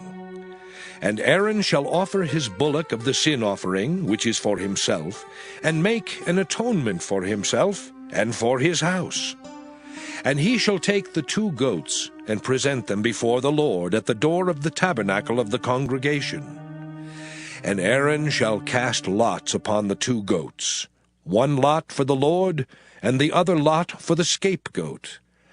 And Aaron shall bring the goat upon which the Lord's lot fell, and offer him for a sin offering. But the goat on which the lot fell to be the scapegoat shall be presented alive before the Lord, to make an atonement with him, and to let him go for a scapegoat into the wilderness. And Aaron shall bring the bullock of the sin offering, which is for himself, and shall make an atonement for himself and for his house, and shall kill the bullock of the sin offering, which is for himself. And he shall take a censer full of burning coals of fire from off the altar before the Lord, and his hands full of sweet incense beaten small, and bring it within the veil. And he shall put the incense upon the fire before the Lord, that the cloud of the incense may cover the mercy seat that is upon the testimony, that he die not. And he shall take of the blood of the bullock, and sprinkle it with his finger upon the mercy seat eastward. And before the mercy seat shall he sprinkle of the blood with his finger 7 times. Then shall he kill the goat of the sin offering that is for the people, and bring his blood within the veil, and do with that blood as he did with the blood of the bullock, and sprinkle it upon the mercy seat, and before the mercy seat. And he shall make an atonement for the holy place, because of the uncleanness of the children of Israel, and because of their transgressions in all their sins. And so shall he do for the tabernacle of the congregation, that remaineth among them in the midst of their uncleanness. And there shall be no man in the tabernacle of the congregation when he goeth in to make an atonement in the holy place, until he come out, and have made an atonement for himself, and for his household, and for all the congregation of Israel. And he shall go out unto the altar that is before the Lord, and make an atonement for it. and shall take of the blood of the bullock and of the blood of the goat, and put it upon the horns of the altar round about. And he shall sprinkle of the blood upon it with his finger 7 times, and cleanse it, and hallow it from the uncleanness of the children of Israel. And when he hath made an end of reconciling the holy place, and the tabernacle of the congregation, and the altar, he shall bring the live goat. And Aaron shall lay both his hands upon the head of the live goat, and confess over him all the iniquities of the children of Israel, and all their transgressions in all their sins, putting them upon the head of the goat, and shall send him away by the hand of a fit man into the wilderness. And the goat shall bear upon him all their iniquities unto a land not inhabited, and he shall let go the goat in the wilderness. And Aaron shall come into the tabernacle of the congregation, and shall put off the linen garments which he put on when he went into the holy place, and shall leave them there. And he shall wash his flesh with water in the holy place, and put on his garments, and come forth, and offer his burnt offering, and the burnt offering of the people, and make an atonement for himself and for the people. And the fat of the sin offering shall he burn upon the altar.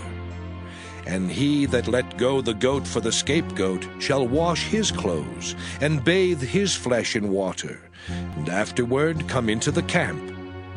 And the bullock for the sin offering, and the goat for the sin offering, whose blood was brought in to make atonement in the holy place, shall one carry forth without the camp, and they shall burn in the fire their skins, and their flesh, and their dung. And he that burneth them shall wash his clothes, and bathe his flesh in water, and afterward he shall come into the camp. And this shall be a statute forever unto you, that in the 7th month, on the 10th day of the month, ye shall afflict your souls, and do no work at all, whether it be one of your own country, or a stranger that sojourneth among you. For on that day shall the priest make an atonement for you, to cleanse you, that ye may be clean from all your sins before the Lord. It shall be a Sabbath of rest unto you, and ye shall afflict your souls by a statute forever. And the priest whom he shall anoint, and whom he shall consecrate to minister in the priest's office in his father's stead, shall make the atonement, and shall put on the linen clothes, even the holy garments. And he shall make an atonement for the holy sanctuary, and he shall make an atonement for the tabernacle of the congregation, and for the altar, and he shall make an atonement for the priests, and for all the people of the congregation. And this shall be an everlasting statute unto you, to make an atonement for the children of Israel for all their sins once a year. And he did as the Lord commanded Moses. Leviticus chapter 17. And the Lord spake unto Moses, saying, Speak unto Aaron, and unto his sons, and unto all the children of Israel, and say unto them, This is the thing which the Lord hath commanded, saying, What man soever there be of the house of Israel that killeth an ox, or lamb, or goat in the camp, or that killeth it out of the camp, and bringeth it not unto the door of the tabernacle of the congregation, to offer an offering unto the Lord before the tabernacle of the Lord, blood shall be imputed unto that man. He hath shed blood, and that man shall be cut off from among his people. To the end that the children of Israel may bring their sacrifices, which they offer in the open field, even that they may bring them unto the Lord, unto the door of the tabernacle of the congregation, unto the priest, and offer them for peace offerings unto the Lord. And the priest shall sprinkle the blood upon the altar of the Lord at the door of the tabernacle of the congregation, and burn the fat for a sweet savor unto the Lord. And they shall no more offer their sacrifices unto devils, after whom they have gone a whoring. This shall be a statute forever unto them throughout their generations. And thou shalt say unto them, Whatsoever man there be of the house of Israel, or of the strangers which sojourn among you, that offereth a burnt offering or sacrifice, and bringeth it not unto the door of the tabernacle of the congregation, to offer it unto the Lord, even that man shall be cut off from among his people. And whatsoever man there be of the house of Israel, or of the strangers that sojourn among you, that eateth any manner of blood, I will even set my face against that soul that eateth blood, and will cut him off from among his people. For the life of the flesh is in the blood, and I have given it to you upon the altar to make an atonement for your souls, for it is the blood that maketh an atonement for the soul. Therefore I said unto the children of Israel, No soul of you shall eat blood, neither shall any stranger that sojourneth among you eat blood.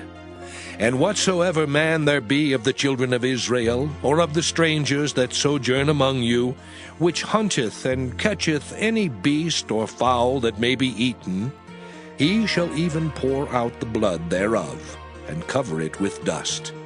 For it is the life of all flesh. The blood of it is for the life thereof. Therefore I said unto the children of Israel, Ye shall eat the blood of no manner of flesh, for the life of all flesh is the blood thereof. Whosoever eateth it shall be cut off.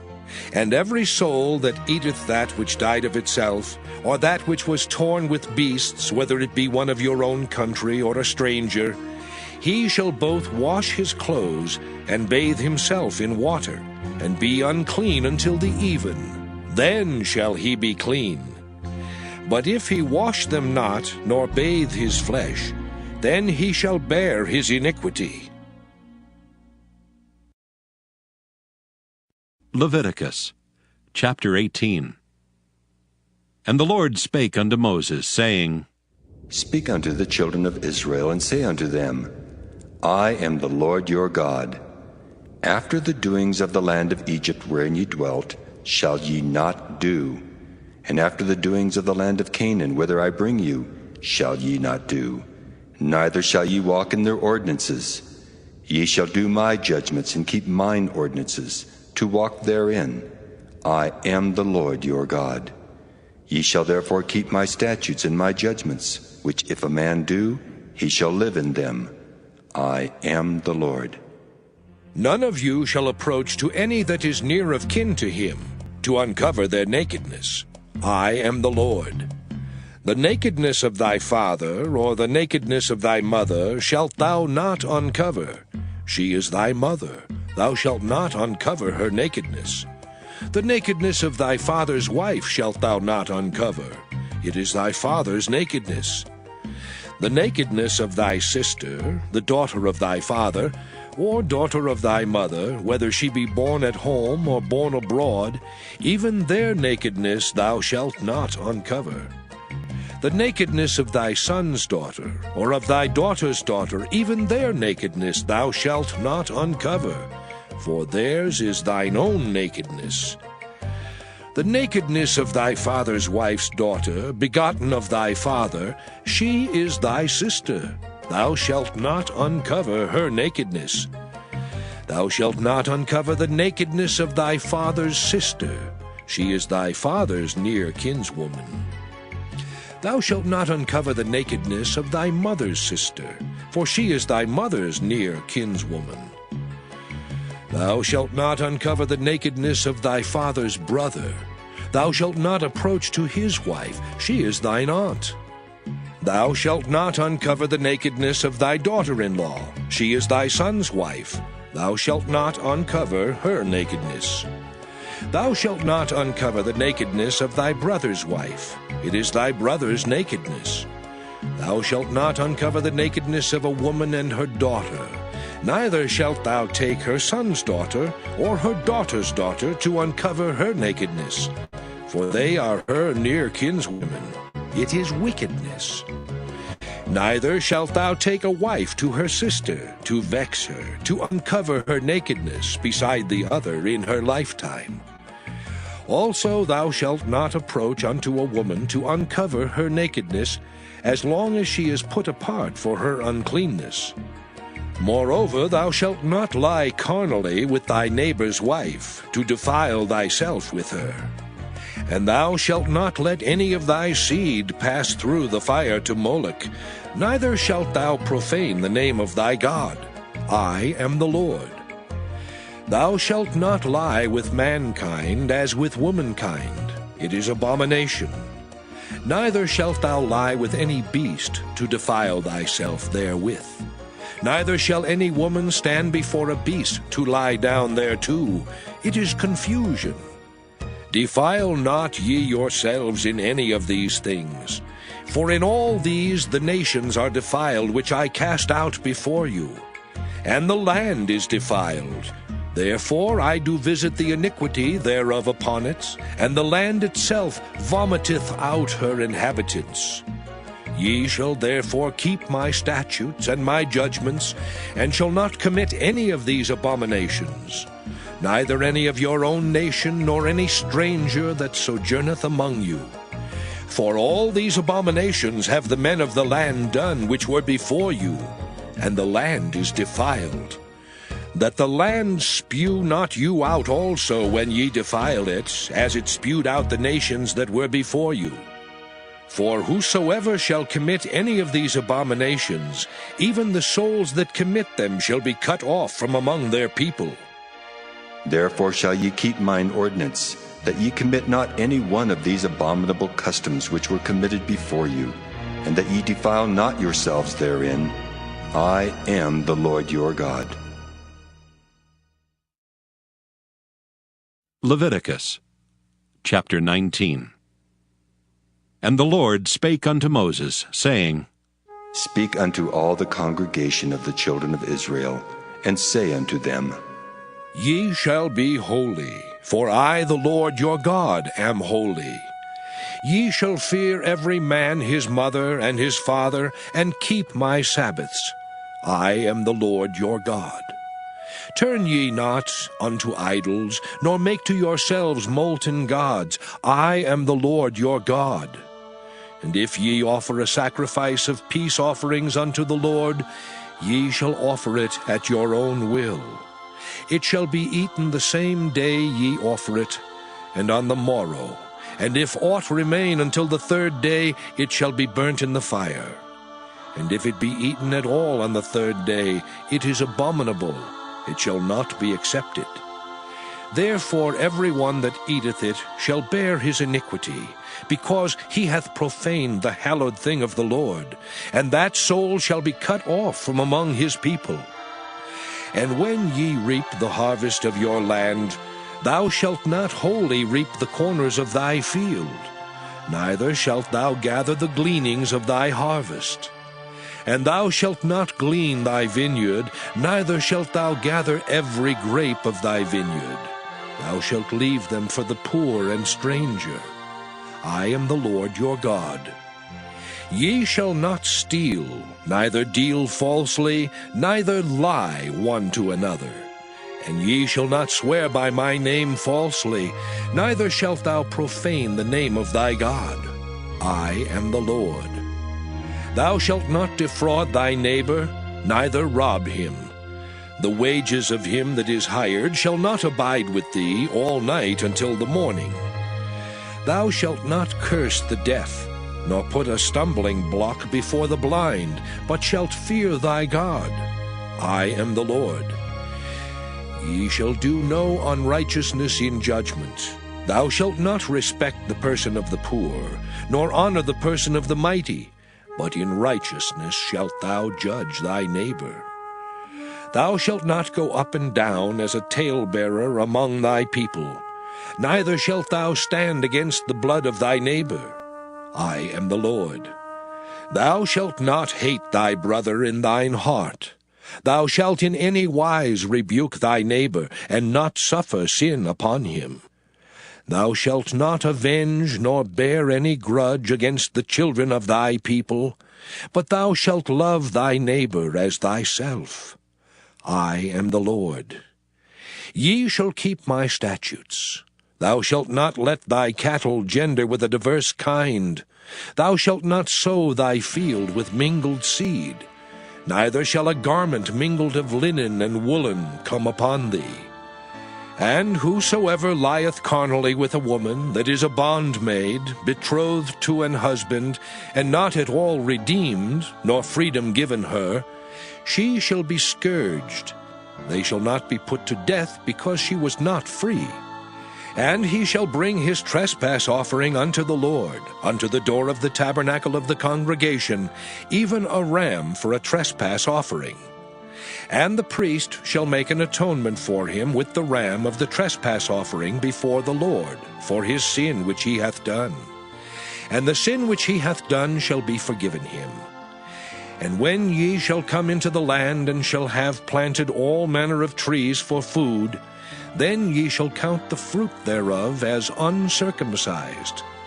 3 years shall it be as uncircumcised unto you, it shall not be eaten of. But in the 4th year all the fruit thereof shall be holy, to praise the Lord withal. And in the 5th year shall ye eat of the fruit thereof, that it may yield unto you the increase thereof. I am the Lord your God. Ye shall not eat anything with the blood, neither shall ye use enchantment, nor observe times. Ye shall not round the corners of your heads, neither shalt thou mar the corners of thy beard. Ye shall not make any cuttings in your flesh for the dead, nor print any marks upon you. I am the Lord. Do not prostitute thy daughter, to cause her to be a whore, lest the land fall to whoredom, and the land become full of wickedness. Ye shall keep my Sabbaths, and reverence my sanctuary. I am the Lord. Regard not them that have familiar spirits, neither seek after wizards, to be defiled by them. I am the Lord your God. Thou shalt rise up before the hoary head, and honor the face of the old man, and fear thy God. I am the Lord. And if a stranger sojourn with thee in your land, ye shall not vex him. But the stranger that dwelleth with you shall be unto you as one born among you, and thou shalt love him as thyself. For ye were strangers in the land of Egypt. I am the Lord your God. Ye shall do no unrighteousness in judgment, in meteyard, in weight, or in measure. Just balances, just weights, a just ephah, and a just hin shall ye have. I am the Lord your God, which brought you out of the land of Egypt. Therefore shall ye observe all my statutes and all my judgments, and do them. I am the Lord. Leviticus chapter 20. And the Lord spake unto Moses, saying, Again thou shalt say to the children of Israel, Whosoever he be of the children of Israel, or of the strangers that sojourn in Israel, that giveth any of his seed unto Moloch, he shall surely be put to death.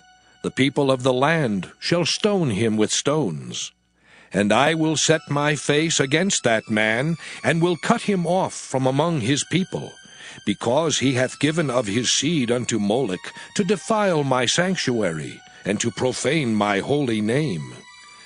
And if the people of the land do any ways hide their eyes from the man, when he giveth of his seed unto Moloch, and kill him not, then I will set my face against that man, and against his family, and will cut him off, and all that go a-whoring after him, to commit whoredom with Moloch, from among their people. And the soul that turneth after such as have familiar spirits, and after wizards, to go a-whoring after them, I will even set my face against that soul, and will cut him off from among his people. Sanctify yourselves therefore, and be ye holy, for I am the Lord your God. And ye shall keep my statutes and do them. I am the Lord which sanctify you. For every one that curseth his father or his mother shall be surely put to death. He hath cursed his father or his mother, his blood shall be upon him. And the man that committeth adultery with another man's wife, even he that committeth adultery with his neighbor's wife, the adulterer and the adulteress shall surely be put to death. And the man that lieth with his father's wife hath uncovered his father's nakedness. Both of them shall surely be put to death. Their blood shall be upon them. And if a man lie with his daughter-in-law, both of them shall surely be put to death. They have wrought confusion. Their blood shall be upon them. If a man also lie with mankind as he lieth with a woman, both of them have committed an abomination. They shall surely be put to death. Their blood shall be upon them. And if a man take a wife and her mother, it is wickedness. They shall be burnt with fire, both he and they, that there be no wickedness among you. And if a man lie with a beast, he shall surely be put to death, and ye shall slay the beast. And if a woman approach unto any beast, and lie down thereto, thou shalt kill the woman and the beast. They shall surely be put to death. Their blood shall be upon them. And if a man shall take his sister, his father's daughter, or his mother's daughter, and see her nakedness, and she see his nakedness, it is a wicked thing, and they shall be cut off in the sight of their people. He hath uncovered his sister's nakedness, he shall bear his iniquity. And if a man shall lie with a woman having her sickness, and shall uncover her nakedness, he hath discovered her fountain, and she hath uncovered the fountain of her blood, and both of them shall be cut off from among their people. And thou shalt not uncover the nakedness of thy mother's sister, nor of thy father's sister, for he uncovereth his near kin. They shall bear their iniquity. And if a man shall lie with his uncle's wife, he hath uncovered his uncle's nakedness. They shall bear their sin, they shall die childless. And if a man shall take his brother's wife, it is an unclean thing. He hath uncovered his brother's nakedness. They shall be childless. Ye shall therefore keep all my statutes and all my judgments, and do them, that the land whither I bring you to dwell therein spew you not out. And ye shall not walk in the manners of the nation which I cast out before you.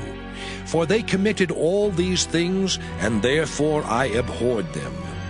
But I have said unto you, ye shall inherit their land, and I will give it unto you to possess it, a land that floweth with milk and honey. I am the Lord your God, which have separated you from other people. Ye shall therefore put difference between clean beasts and unclean, and between unclean fowls and clean. And ye shall not make your souls abominable by beast, or by fowl, or by any manner of living thing that creepeth on the ground, which I have separated from you as unclean. And ye shall be holy unto me. For I the Lord am holy, and have severed you from other people, that ye should be mine. A man also, or a woman that hath a familiar spirit, or that is a wizard, shall surely be put to death. They shall stone them with stones. Their blood shall be upon them. Leviticus chapter 21. And the Lord said unto Moses, Speak unto the priests the sons of Aaron, and say unto them, There shall none be defiled for the dead among his people. But for his kin that is near unto him, that is, for his mother, and for his father, and for his son, and for his daughter, and for his brother, and for his sister a virgin that is nigh unto him, which hath had no husband, for her may he be defiled. But he shall not defile himself, being a chief man among his people, to profane himself. They shall not make baldness upon their head, neither shall they shave off the corner of their beard, nor make any cuttings in their flesh. They shall be holy unto their God, and not profane the name of their God. For the offerings of the Lord made by fire, and the bread of their God, they do offer. Therefore they shall be holy. They shall not take a wife that is a whore or profane, neither shall they take a woman put away from her husband, for he is holy unto his God. Thou shalt sanctify him therefore, for he offereth the bread of thy God. He shall be holy unto thee, for I the Lord which sanctify you am holy.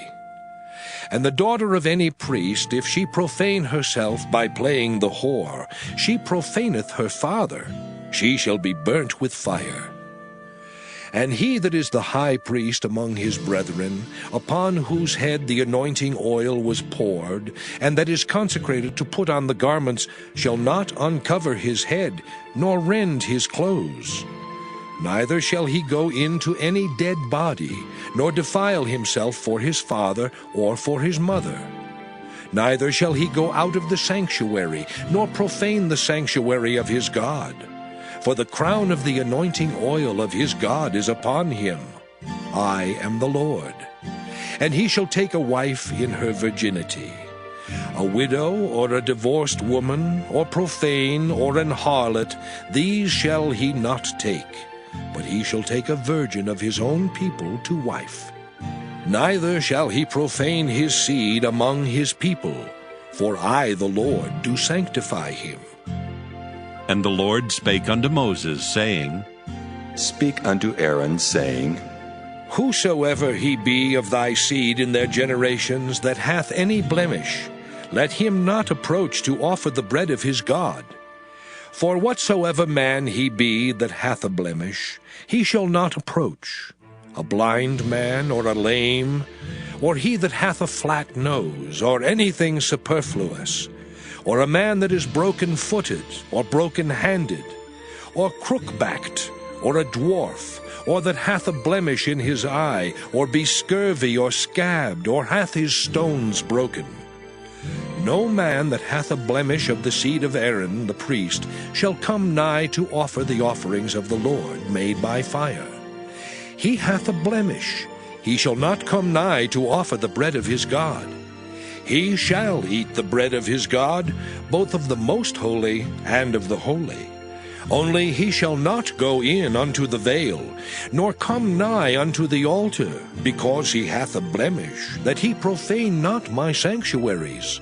For I the Lord do sanctify them. And Moses told it unto Aaron, and to his sons, and unto all the children of Israel. Leviticus chapter 22. And the Lord spake unto Moses, saying, Speak unto Aaron and to his sons, that they separate themselves from the holy things of the children of Israel, and that they profane not my holy name in those things which they hallow unto me. I am the Lord. Say unto them, Whosoever he be of all your seed among your generations, that goeth unto the holy things, which the children of Israel hallow unto the Lord, having his uncleanness upon him, that soul shall be cut off from my presence. I am the Lord. What man soever of the seed of Aaron is a leper, or hath a running issue, he shall not eat of the holy things until he be clean. And whoso toucheth anything that is unclean by the dead, or a man whose seed goeth from him, or whosoever toucheth any creeping thing, whereby he may be made unclean, or a man of whom he may take uncleanness, whatsoever uncleanness he hath, the soul which hath touched any such shall be unclean until even, and shall not eat of the holy things, unless he wash his flesh with water. And when the sun is down, he shall be clean, and shall afterward eat of the holy things, because it is his food. That which dieth of itself, or is torn with beasts, he shall not eat to defile himself therewith. I am the Lord. They shall therefore keep mine ordinance, lest they bear sin for it, and die therefore if they profane it. I the Lord do sanctify them. There shall no stranger eat of the holy thing. A sojourner of the priest or an hired servant shall not eat of the holy thing. But if the priest buy any soul with his money, he shall eat of it, and he that is born in his house, they shall eat of his meat. If the priest's daughter also be married unto a stranger, she may not eat of an offering of the holy things. But if the priest's daughter be a widow or divorced and have no child, and is returned unto her father's house as in her youth, she shall eat of her father's meat, but there shall no stranger eat thereof. And if a man eat of the holy thing unwittingly, then he shall put the 5th part thereof unto it, and shall give it unto the priest with the holy thing. And they shall not profane the holy things of the children of Israel, which they offer unto the Lord, or suffer them to bear the iniquity of trespass, when they eat their holy things. For I, the Lord, do sanctify them. And the Lord spake unto Moses, saying, Speak unto Aaron, and to his sons, and unto all the children of Israel, and say unto them, Whatsoever he be of the house of Israel, or of the strangers in Israel, that will offer his oblation for all his vows, and for all his freewill offerings, which they will offer unto the Lord for a burnt offering, ye shall offer at your own will a male without blemish, of the beeves, of the sheep, or of the goats. But whatsoever hath a blemish, that shall ye not offer, for it shall not be acceptable for you. And whosoever offereth a sacrifice of peace offerings unto the Lord to accomplish his vow, or a free will offering in beeves or sheep, it shall be perfect to be accepted. There shall be no blemish therein. Blind, or broken, or maimed, or having a wen, or scurvy, or scabbed, ye shall not offer these unto the Lord, nor make an offering by fire of them upon the altar unto the Lord. Either a bullock or a lamb that hath anything superfluous or lacking in his parts, that mayest thou offer for a free will offering, but for a vow it shall not be accepted. Ye shall not offer unto the Lord that which is bruised, or crushed, or broken, or cut. Neither shall ye make any offering thereof in your land. Neither from a stranger's hand shall ye offer the bread of your God of any of these, because their corruption is in them, and blemishes be in them, they shall not be accepted for you. And the Lord spake unto Moses, saying, When a bullock, or a sheep, or a goat is brought forth, then it shall be 7 days under the dam, and from the 8th day and thenceforth it shall be accepted for an offering made by fire unto the Lord. And whether it be cow or ewe, ye shall not kill it and her young both in 1 day. And when ye will offer a sacrifice of thanksgiving unto the Lord, offer it at your own will. On the same day it shall be eaten up. Ye shall leave none of it until the morrow. I am the Lord. Therefore shall ye keep my commandments and do them. I am the Lord. Neither shall ye profane my holy name, but I will be hallowed among the children of Israel. I am the Lord which hallow you, that brought you out of the land of Egypt, to be your God. I am the Lord. Leviticus chapter 23. And the Lord spake unto Moses, saying, Speak unto the children of Israel, and say unto them, Concerning the feasts of the Lord, which ye shall proclaim to be holy convocations, even these are my feasts. 6 days shall work be done, but the 7th day is the Sabbath of rest, and holy convocation. Ye shall do no work therein. It is the Sabbath of the Lord in all your dwellings. These are the feasts of the Lord, even holy convocations, which ye shall proclaim in their seasons. In the 14th day of the 1st month at even is the Lord's Passover. And on the 15th day of the same month is the feast of unleavened bread unto the Lord. 7 days ye must eat unleavened bread. In the 1st day ye shall have an holy convocation. Ye shall do no servile work therein. But ye shall offer an offering made by fire unto the Lord 7 days. In the 7th day is an holy convocation. Ye shall do no servile work therein. And the Lord spake unto Moses, saying, Speak unto the children of Israel, and say unto them, When ye be come into the land which I give unto you, and shall reap the harvest thereof, then ye shall bring a sheaf of the first fruits of your harvest unto the priest. And he shall wave the sheaf before the Lord, to be accepted for you. On the morrow after the Sabbath the priest shall wave it. And ye shall offer that day when ye wave the sheaf an he-lamb without blemish of the first year for a burnt offering unto the Lord. And the meat offering thereof shall be 2/10 deals of fine flour mingled with oil, an offering made by fire unto the Lord for a sweet savour.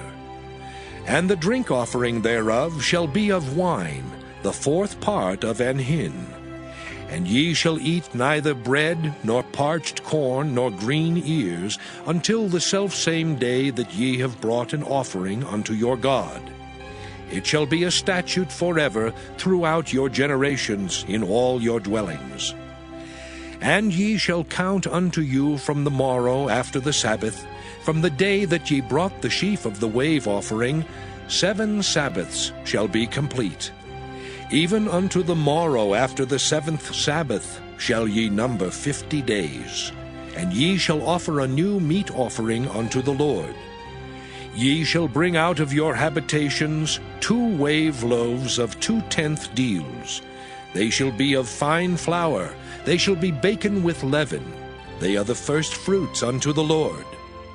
And ye shall offer with the bread 7 lambs without blemish of the first year, and 1 young bullock, and 2 rams.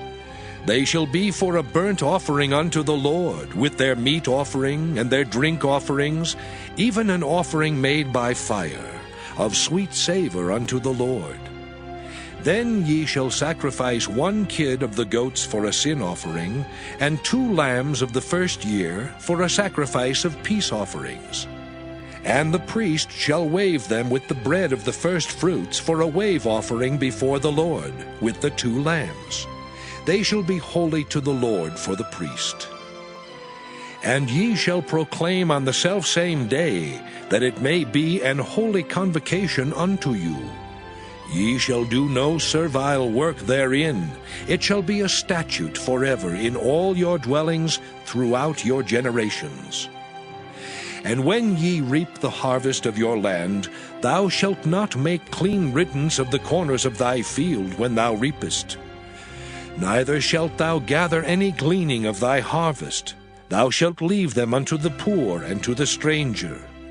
I am the Lord your God.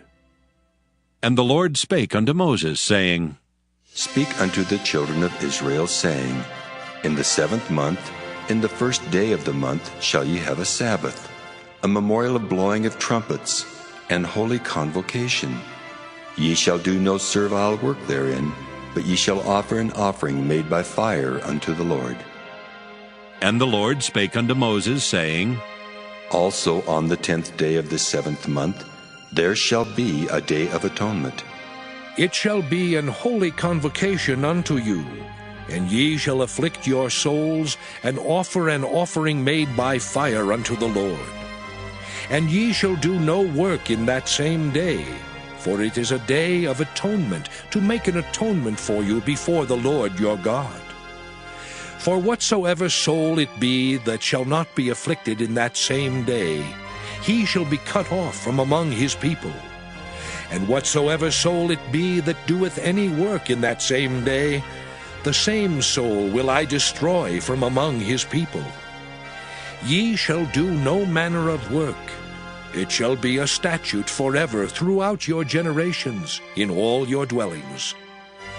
It shall be unto you a Sabbath of rest, and ye shall afflict your souls. In the 9th day of the month at even, from even unto even, shall ye celebrate your Sabbath. And the Lord spake unto Moses, saying, Speak unto the children of Israel, saying, The 15th day of this 7th month shall be the Feast of Tabernacles for 7 days unto the Lord. On the 1st day shall be an holy convocation. Ye shall do no servile work therein. 7 days ye shall offer an offering made by fire unto the Lord. On the 8th day shall be an holy convocation unto you. And ye shall offer an offering made by fire unto the Lord. It is a solemn assembly, and ye shall do no servile work therein. These are the feasts of the Lord, which ye shall proclaim to be holy convocations, to offer an offering made by fire unto the Lord, a burnt offering and a meat offering, a sacrifice and drink offerings, everything upon his day. Beside the Sabbaths of the Lord, and beside your gifts, and beside all your vows, and beside all your free will offerings, which ye give unto the Lord. Also in the 15th day of the 7th month, when ye have gathered in the fruit of the land, ye shall keep a feast unto the Lord 7 days. On the 1st day shall be a Sabbath, and on the 8th day shall be a Sabbath. And ye shall take you on the 1st day the boughs of goodly trees, branches of palm trees, and the boughs of thick trees, and willows of the brook, and ye shall rejoice before the Lord your God 7 days. And ye shall keep it a feast unto the Lord 7 days in the year. It shall be a statute forever in your generations. Ye shall celebrate it in the 7th month. Ye shall dwell in booths 7 days. All that are Israelites born shall dwell in booths. That your generations may know that I made the children of Israel to dwell in booths, when I brought them out of the land of Egypt. I am the Lord your God. And Moses declared unto the children of Israel the feasts of the Lord. Leviticus chapter 24. And the Lord spake unto Moses, saying, Command the children of Israel that they bring unto thee pure oil olive beaten for the light, to cause the lamps to burn continually. Without the veil of the testimony, in the tabernacle of the congregation, shall Aaron order it from the evening unto the morning before the Lord continually. It shall be a statute forever in your generations. He shall order the lamps upon the pure candlestick before the Lord continually. And thou shalt take fine flour, and bake 12 cakes thereof. 2/10 deals shall be in 1 cake. And thou shalt set them in 2 rows, 6 on a row upon the pure table before the Lord. And thou shalt put pure frankincense upon each row, that it may be on the bread for a memorial, even an offering made by fire unto the Lord. Every Sabbath he shall set it in order before the Lord continually, being taken from the children of Israel by an everlasting covenant. And it shall be Aaron's and his sons, and they shall eat it in the holy place. For it is most holy unto him of the offerings of the Lord, made by fire by a perpetual statute. And the son of an Israelitish woman, whose father was an Egyptian, went out among the children of Israel. And this son of the Israelitish woman and a man of Israel strove together in the camp. And the Israelitish woman's son blasphemed the name of the Lord, and cursed. And they brought him unto Moses, and his mother's name was Shelomith, the daughter of Dibri, of the tribe of Dan. And they put him in ward, that the mind of the Lord might be showed them. And the Lord spake unto Moses, saying, Bring forth him that hath cursed without the camp, and let all that heard him lay their hands upon his head, and let all the congregation stone him. And thou shalt speak unto the children of Israel, saying, Whosoever curseth his God shall bear his sin. And he that blasphemeth the name of the Lord, he shall surely be put to death, and all the congregation shall certainly stone him. As well the stranger as he that is born in the land, when he blasphemeth the name of the Lord, shall be put to death. And he that killeth any man shall surely be put to death. And he that killeth the beast shall make it good, beast for beast. And if a man cause a blemish in his neighbor, As he hath done, so shall it be done to him. Breach for breach, eye for eye, tooth for tooth. As he hath caused a blemish in a man, so shall it be done to him again. And he that killeth the beast, he shall restore it. And he that killeth a man, he shall be put to death. Ye shall have one manner of law, as well for the stranger, as for one of your own country. For I am the Lord your God. And Moses spake to the children of Israel, that they should bring forth him that had cursed out of the camp, and stone him with stones. And the children of Israel did as the Lord commanded Moses. Leviticus chapter 25. And the Lord spake unto Moses in Mount Sinai, saying, Speak unto the children of Israel, and say unto them, When ye come into the land which I give you, then shall the land keep a Sabbath unto the Lord.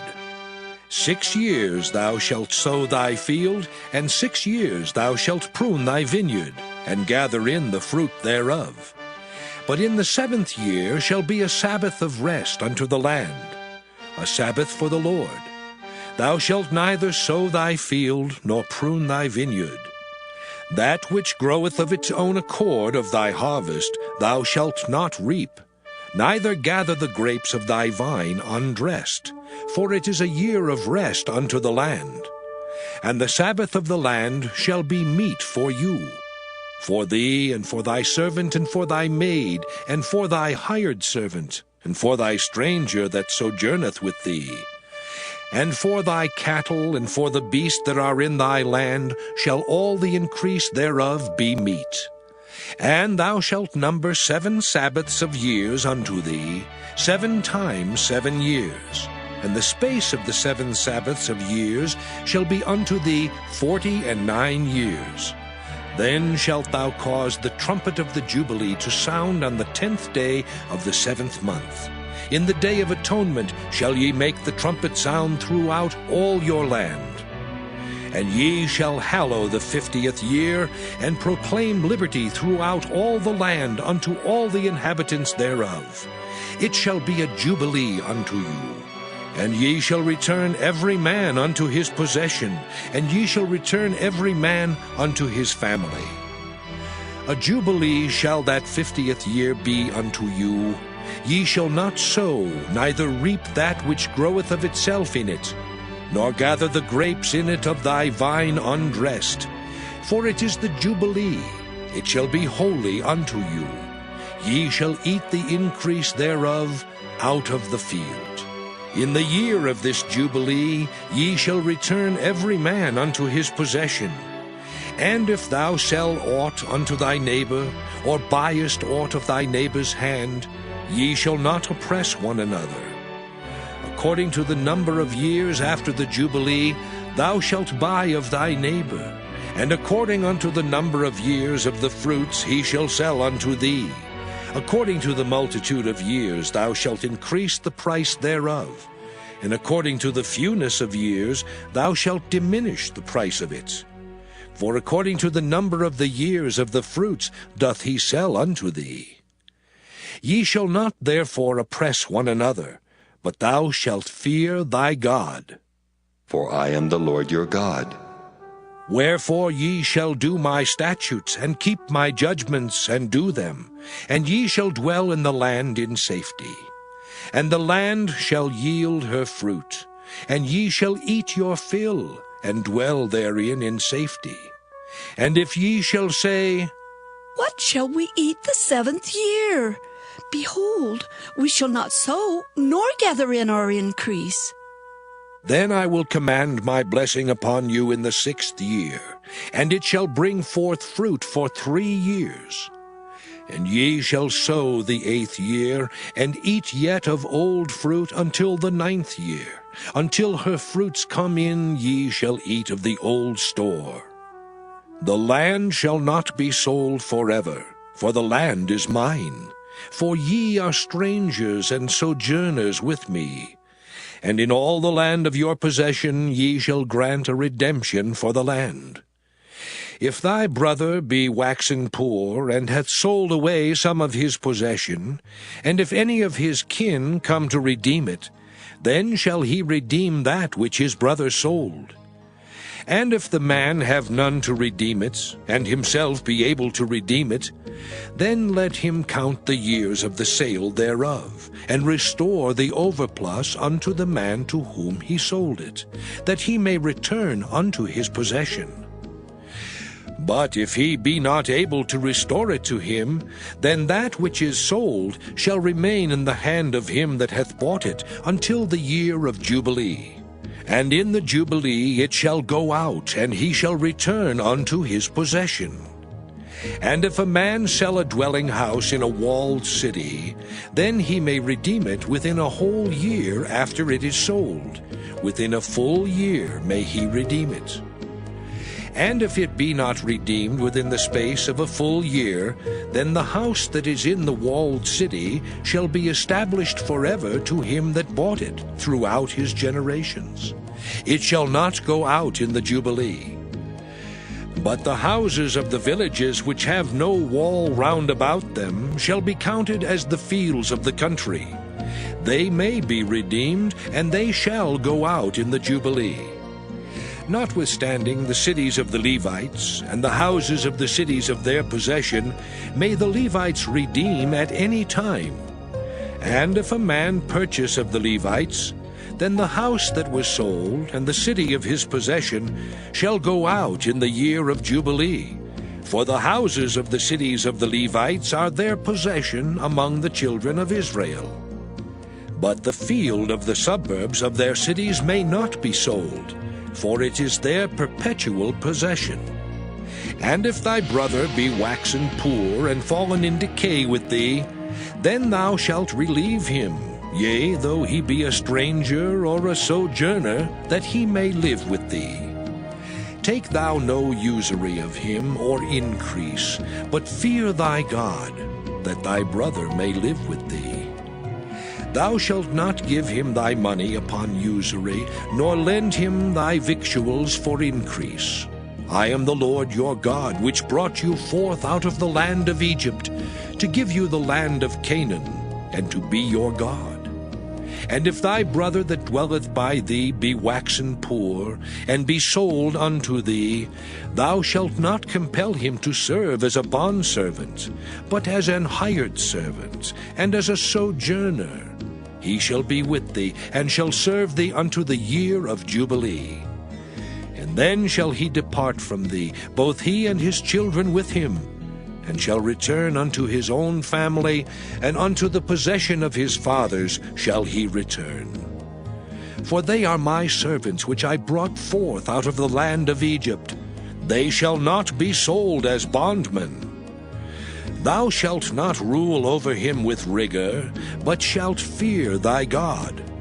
Both thy bondmen and thy bondmaids which thou shalt have shall be of the heathen that are round about you. Of them shall ye buy bondmen and bondmaids. Moreover, of the children of the strangers that do sojourn among you, of them shall ye buy, and of their families that are with you, which they begat in your land, and they shall be your possession. And ye shall take them as an inheritance for your children after you, to inherit them for a possession. They shall be your bondmen forever. But over your brethren, the children of Israel, ye shall not rule one over another with rigor. And if a sojourner or stranger wax rich by thee, and thy brother that dwelleth by him wax poor, and sell himself unto the stranger or sojourner by thee, or to the stock of the stranger's family, after that he is sold, he may be redeemed again. One of his brethren may redeem him. Either his uncle or his uncle's son may redeem him, or any that is nigh of kin unto him of his family may redeem him. Or if he be able, he may redeem himself. And he shall reckon with him that bought him from the year that he was sold to him unto the year of Jubilee. And the price of his sale shall be according unto the number of years. According to the time of an hired servant shall it be with him. If there be yet many years behind, according unto them he shall give again the price of his redemption out of the money that he was bought for. And if there remain but few years unto the year of Jubilee, then he shall count with him, and according unto his years shall he give him again the price of his redemption. And as a yearly hired servant shall he be with him, and the other shall not rule with rigor over him in thy sight. And if he be not redeemed in these years, then he shall go out in the year of Jubilee, both he and his children with him. For unto me the children of Israel are servants. They are my servants whom I brought forth out of the land of Egypt. I am the Lord your God.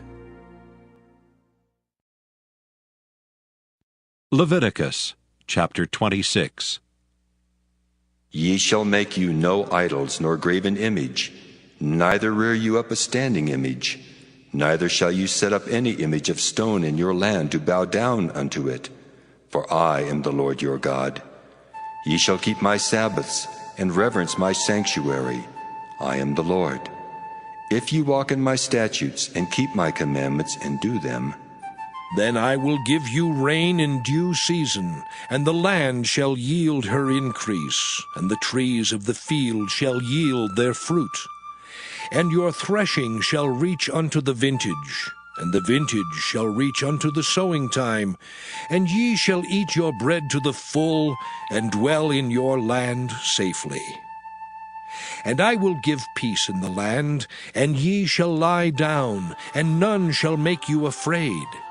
And I will rid evil beasts out of the land, neither shall the sword go through your land. And ye shall chase your enemies, and they shall fall before you by the sword. And 5 of you shall chase 100, and 100 of you shall put 10,000 to flight, and your enemies shall fall before you by the sword. For I will have respect unto you, and make you fruitful, and multiply you, and establish my covenant with you. And ye shall eat old store, and bring forth the old because of the new. And I will set my tabernacle among you, and my soul shall not abhor you. And I will walk among you, and will be your God, and ye shall be my people. I am the Lord your God, which brought you forth out of the land of Egypt, that ye should not be their bondmen. And I have broken the bands of your yoke, and made you go upright. But if ye will not hearken unto me, and will not do all these commandments, and if ye shall despise my statutes, or if your soul abhor my judgments, so that ye will not do all my commandments, but that ye break my covenant, I also will do this unto you. I will even appoint over you terror, consumption, and the burning ague that shall consume the eyes and cause sorrow of heart. And ye shall sow your seed in vain, for your enemies shall eat it. And I will set my face against you, and ye shall be slain before your enemies. They that hate you shall reign over you, and ye shall flee when none pursueth you. And if ye will not yet for all this hearken unto me, then I will punish you 7 times more for your sins. And I will break the pride of your power, and I will make your heaven as iron, and your earth as brass. And your strength shall be spent in vain, for your land shall not yield her increase, neither shall the trees of the land yield their fruits. And if ye walk contrary unto me, and will not hearken unto me, I will bring 7 times more plagues upon you according to your sins. I will also send wild beasts among you, which shall rob you of your children, and destroy your cattle, and make you few in number, and your high ways shall be desolate. And if ye will not be reformed by me by these things, but will walk contrary unto me, then will I also walk contrary unto you, and will punish you yet 7 times for your sins. And I will bring a sword upon you, that shall avenge the quarrel of my covenant. And when ye are gathered together within your cities, I will send the pestilence among you, and ye shall be delivered into the hand of the enemy. And when I have broken the staff of your bread, 10 women shall bake your bread in one oven, and they shall deliver you your bread again by weight. And ye shall eat, and not be satisfied. And if ye will not for all this hearken unto me, but walk contrary unto me, then I will walk contrary unto you also in fury. And I, even I, will chastise you 7 times for your sins. And ye shall eat the flesh of your sons, and the flesh of your daughters shall ye eat. And I will destroy your high places, and cut down your images, and cast your carcasses upon the carcasses of your idols, and my soul shall abhor you.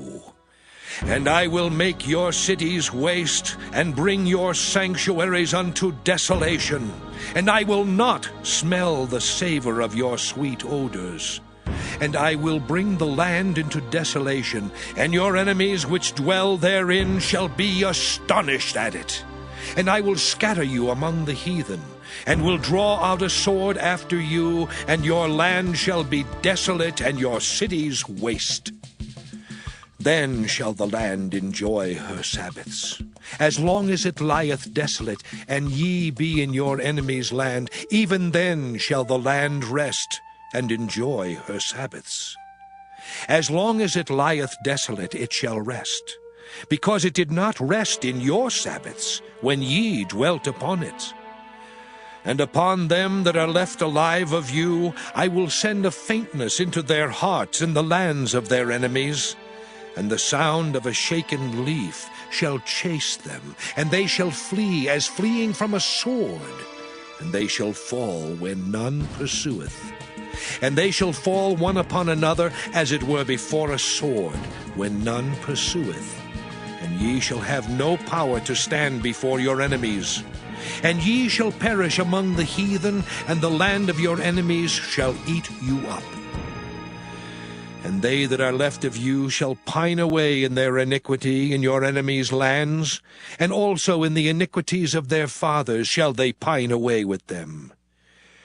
If they shall confess their iniquity, and the iniquity of their fathers, with their trespass which they trespassed against me, and that also they have walked contrary unto me, and that I also have walked contrary unto them, and have brought them into the land of their enemies, if then their uncircumcised hearts be humbled, and they then accept of the punishment of their iniquity, then will I remember my covenant with Jacob, and also my covenant with Isaac, and also my covenant with Abraham will I remember. And I will remember the land. The land also shall be left of them, and shall enjoy her Sabbaths, while she lieth desolate without them. And they shall accept of the punishment of their iniquity, even because they despised my judgments, and because their soul abhorred my statutes. And yet for all that, when they be in the land of their enemies, I will not cast them away, neither will I abhor them, to destroy them utterly, and to break my covenant with them. For I am the Lord their God. But I will for their sakes remember the covenant of their ancestors, whom I brought forth out of the land of Egypt in the sight of the heathen, that I might be their God. I am the Lord. These are the statutes and judgments and laws which the Lord made between him and the children of Israel in Mount Sinai by the hand of Moses. Leviticus chapter 27. And the Lord spake unto Moses, saying, Speak unto the children of Israel, and say unto them, When a man shall make a singular vow, the persons shall be for the Lord by thy estimation. And thy estimation shall be of the male from 20 years old even unto 60 years old. even thy estimation shall be 50 shekels of silver, after the shekel of the sanctuary. And if it be a female, then thy estimation shall be 30 shekels. And if it be from 5 years old even unto 20 years old, then thy estimation shall be of the male 20 shekels, and for the female 10 shekels. And if it be from a month old even unto 5 years old, then thy estimation shall be of the male 5 shekels of silver, and for the female thy estimation shall be 3 shekels of silver. And if it be from 60 years old and above, if it be a male, then thy estimation shall be 15 shekels, and for the female 10 shekels. But if he be poorer than thy estimation, then he shall present himself before the priest, and the priest shall value him. According to his ability that vowed shall the priest value him. And if it be a beast, whereof men bring an offering unto the Lord, all that any man giveth of such unto the Lord shall be holy. He shall not alter it, nor change it, a good for a bad, or a bad for a good. And if he shall at all change beast for beast, then it and the exchange thereof shall be holy. And if it be any unclean beast, of which they do not offer a sacrifice unto the Lord, then he shall present the beast before the priest. And the priest shall value it, whether it be good or bad. As thou valuest it who art the priest, so shall it be. But if he will at all redeem it, then he shall add a 5th part thereof unto thy estimation. And when a man shall sanctify his house to be holy unto the Lord, then the priest shall estimate it, whether it be good or bad. As the priest shall estimate it, so shall it stand. And if he that sanctified it will redeem his house, then he shall add the 5th part of the money of thy estimation unto it, and it shall be his. And if a man shall sanctify unto the Lord some part of a field of his possession, then thy estimation shall be according to the seed thereof. An homer of barley seed shall be valued at 50 shekels of silver. If he sanctify his field from the year of Jubilee, according to thy estimation, it shall stand. But if he sanctify his field after the Jubilee, then the priest shall reckon unto him the money according to the years that remain, even unto the year of the Jubilee, and it shall be abated from thy estimation. And if he that sanctified the field will in any wise redeem it, then he shall add the 5th part of the money of thy estimation unto it, and it shall be assured to him. And if he will not redeem the field, or if he have sold the field to another man, it shall not be redeemed any more. But the field, when it goeth out in the Jubilee, shall be holy unto the Lord, as a field devoted. The possession thereof shall be the priest's.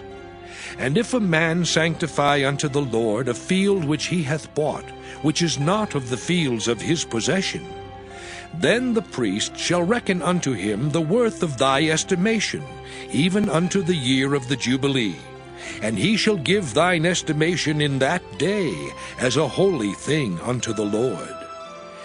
In the year of the Jubilee the field shall return unto him of whom it was bought, even to him to whom the possession of the land did belong. And all thy estimations shall be according to the shekel of the sanctuary. 20 gerahs shall be the shekel. Only the firstling of the beasts, which should be the Lord's firstling, no man shall sanctify it, whether it be ox or sheep, it is the Lord's. And if it be of an unclean beast, then he shall redeem it according to thine estimation, and shall add a 5th part of it thereto. Or if it be not redeemed, then it shall be sold according to thy estimation. Notwithstanding, no devoted thing that a man shall devote unto the Lord of all that he hath, both of man and beast, and of the field of his possession, shall be sold or redeemed. Every devoted thing is most holy unto the Lord. None devoted, which shall be devoted of men, shall be redeemed, but shall surely be put to death. And all the tithe of the land, whether of the seed of the land or of the fruit of the tree, is the Lord's. It is holy unto the Lord. And if a man will at all redeem aught of his tithes, he shall add thereto the 5th part thereof. And concerning the tithe of the herd or of the flock, even of whatsoever passeth under the rod, the 10th shall be holy unto the Lord. He shall not search whether it be good or bad, neither shall he change it. And if he change it at all, then both it and the change thereof shall be holy. It shall not be redeemed. These are the commandments which the Lord commanded Moses for the children of Israel in Mount Sinai.